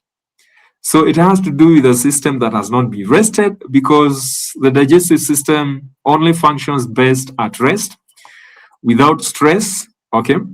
So any burden, eating more than enough, having the wrong food combination, okay, eating at the wrong time, sawa sawa, stress, including whether it's psychological or physical stress or chemical stress, will give you stomachaches. Okay, so it has nothing to do with those bacteria. It has nothing to do with acidity. In fact, it has nothing to do with having a lot of stomach acid, nothing. Okay. Everything to do with the imbalance as a result of those behavioral conditions I have mentioned. Okay. So the worst part of problems to do the digestive system is when you have what we call a fungal growth. So meaning a toxin from fungus origin coming mostly from dead tissue, okay, including meat, a fungal toxin that has overcome the defense of the hydrochloric acid. So there are people who have low acidity. They don't have enough acid, and they have fungotoxins. That is what sometimes food poisoning. And then that is the worst part of a toxin or a damage into the digestive system. So that food poisoning coming from fungotoxins. And let me mention something very important. Your diet determines the concentration of your hydrochloric acid. Your diet determines the concentration of your hydrochloric acid, which is the first phase of your defense. What we call the physical defense. So that is why street boys, those who interacted with street boys, they are eating from the nini kwa mapipa, and they are eating dead and decayed food. They have no problem. They don't have the stomach aches because they have developed very strong hydrochloric acid that matches the kind of material they are eating. Okay. So it has nothing to do with an infection if they have stomach discomfort, but it could be having everything to do with the things I have mentioned. So the same reason why lions have very strong hydrochloric acid, because it has to do with the diet they are eating. The problem with human beings is because we combine animal products and vegetable products. So vegetable products prefer not very strong acid, so that when you eat something that is animal in nature, then the demands for HCl causes stomach upsets, because now you are confusing the body. You have been eating vegetables, this time now you are eating meat. Maybe you have mixed meat with vegetables, and the demands for HCl is so high, you get what we call a stomach upset. Thank you. Thank you, Dr. I'm getting afraid that we are breaking some nature's law. But since, as much as it is so, there was a lot to be discussed and to be spoken. So I've seen Adrian has asked a question as well as raised his hand. I think he should be the last. You can just unmute, ask the question, Adrian. If possible, you also pray for us after the question is answered so that we can go to our best. Thank you. Okay, thank you once again.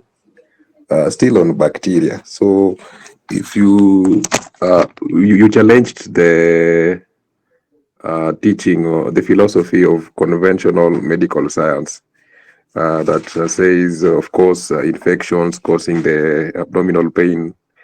Then how is it then that patients that have had treatments with the drugs, which are understood to be targeting the bacteria, the Helicobacter and the like, have experienced, relief from those symptoms, if it was, the abdominal discomfort, the pain, or the diarrhea, for the case of maybe, what do you call it, salmonella. And also that is my question, my first question. The other one, I think if I was keen, you said that we also have bacteria in the circulatory system. I think that is a statement. Of course, in the medical space, that would be abominable, because it's considered that the circulatory system, the blood is sterile. No bacteria of any such thing can really be there, and somebody is normal. It will result into some really life-threatening condition, which we call sepsis. That is in conventional medicine. So maybe just to confirm that also. But I hope maybe we'll have a chat aside, maybe later on. Thank you.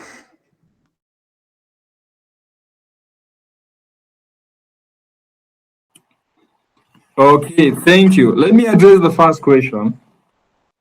Okay, it will be so quick. The mechanism of the drugs used as antibiotics or drugs that are meant to kill what is supposed to be a pathogenic bacteria, in quotes, they all perform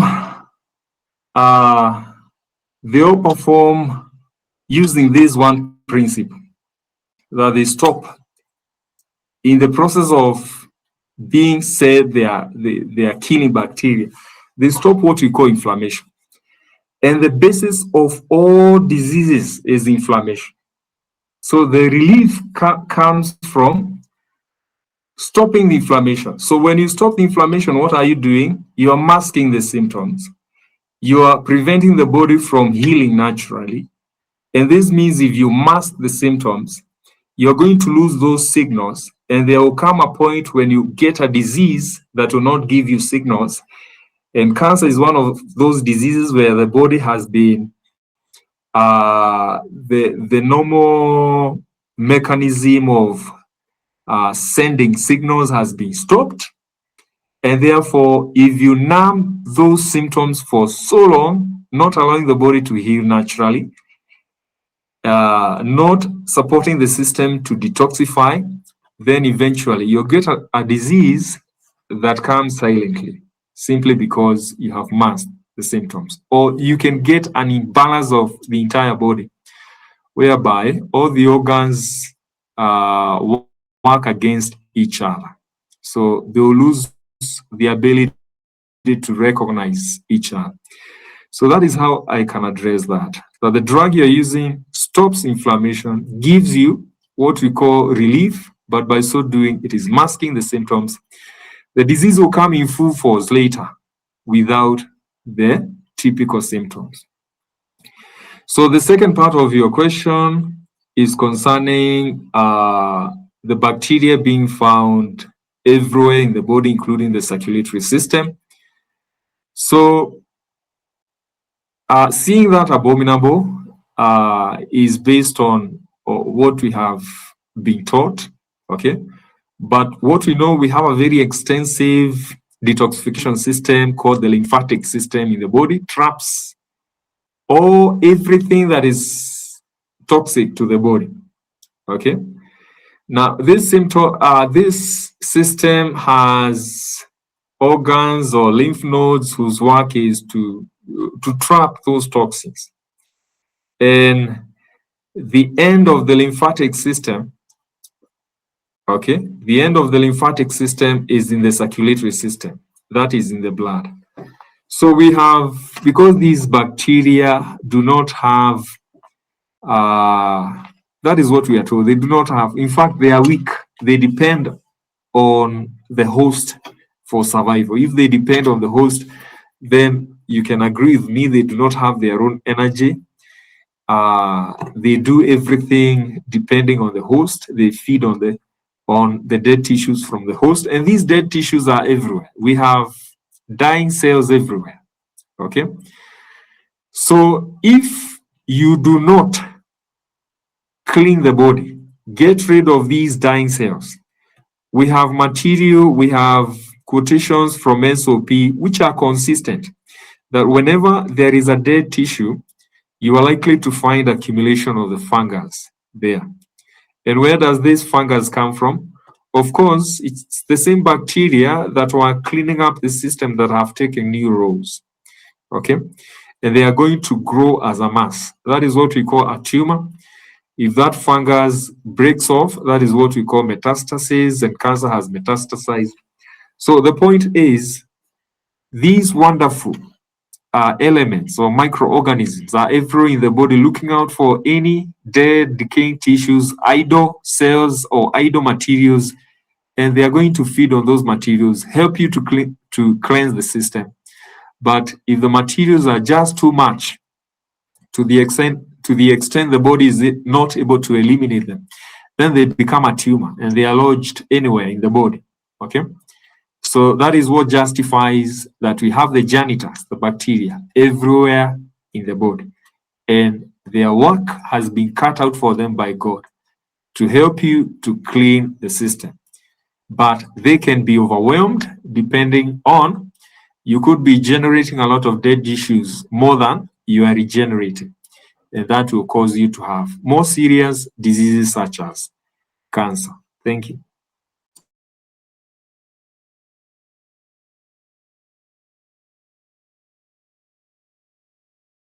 Well, I would also love to know about,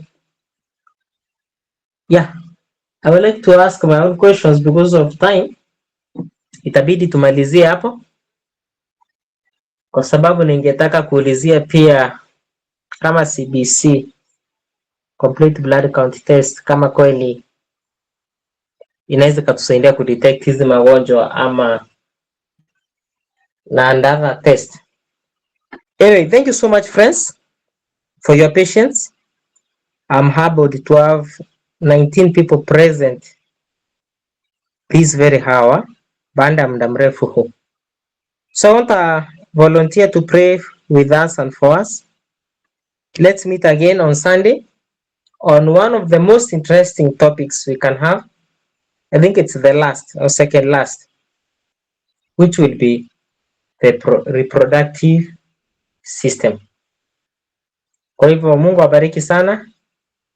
I volunteer to pray with us. Muwe na usiku mwema. Even as I really thank daktari and everyone else kwa kunjinyima usingizi ili tuweze kujifunza. Thank you. Volunteer. Niona kama Adriana ameonyesha kidole. If you're in a position, please pray with us. Okay, so hello, if you can still hear me, Sure. we can pray.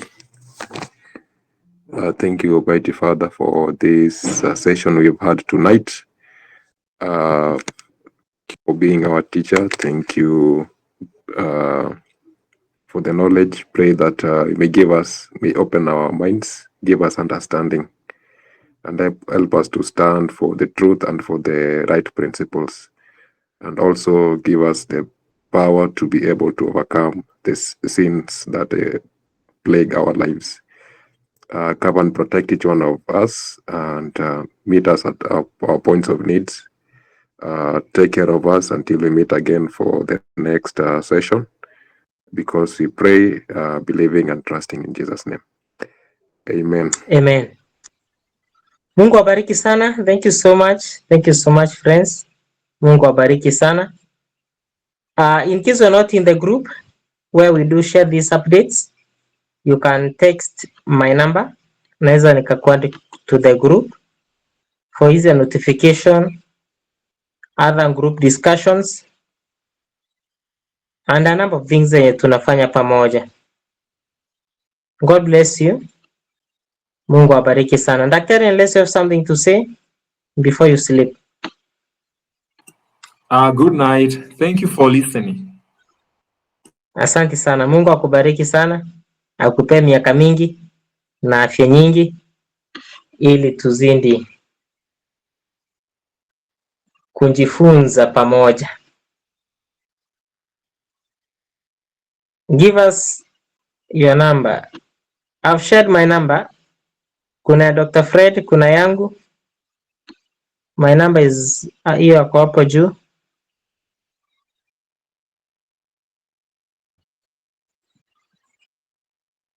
Kuna daktari nilikuwa nimeandika na pia nimeandika yangu.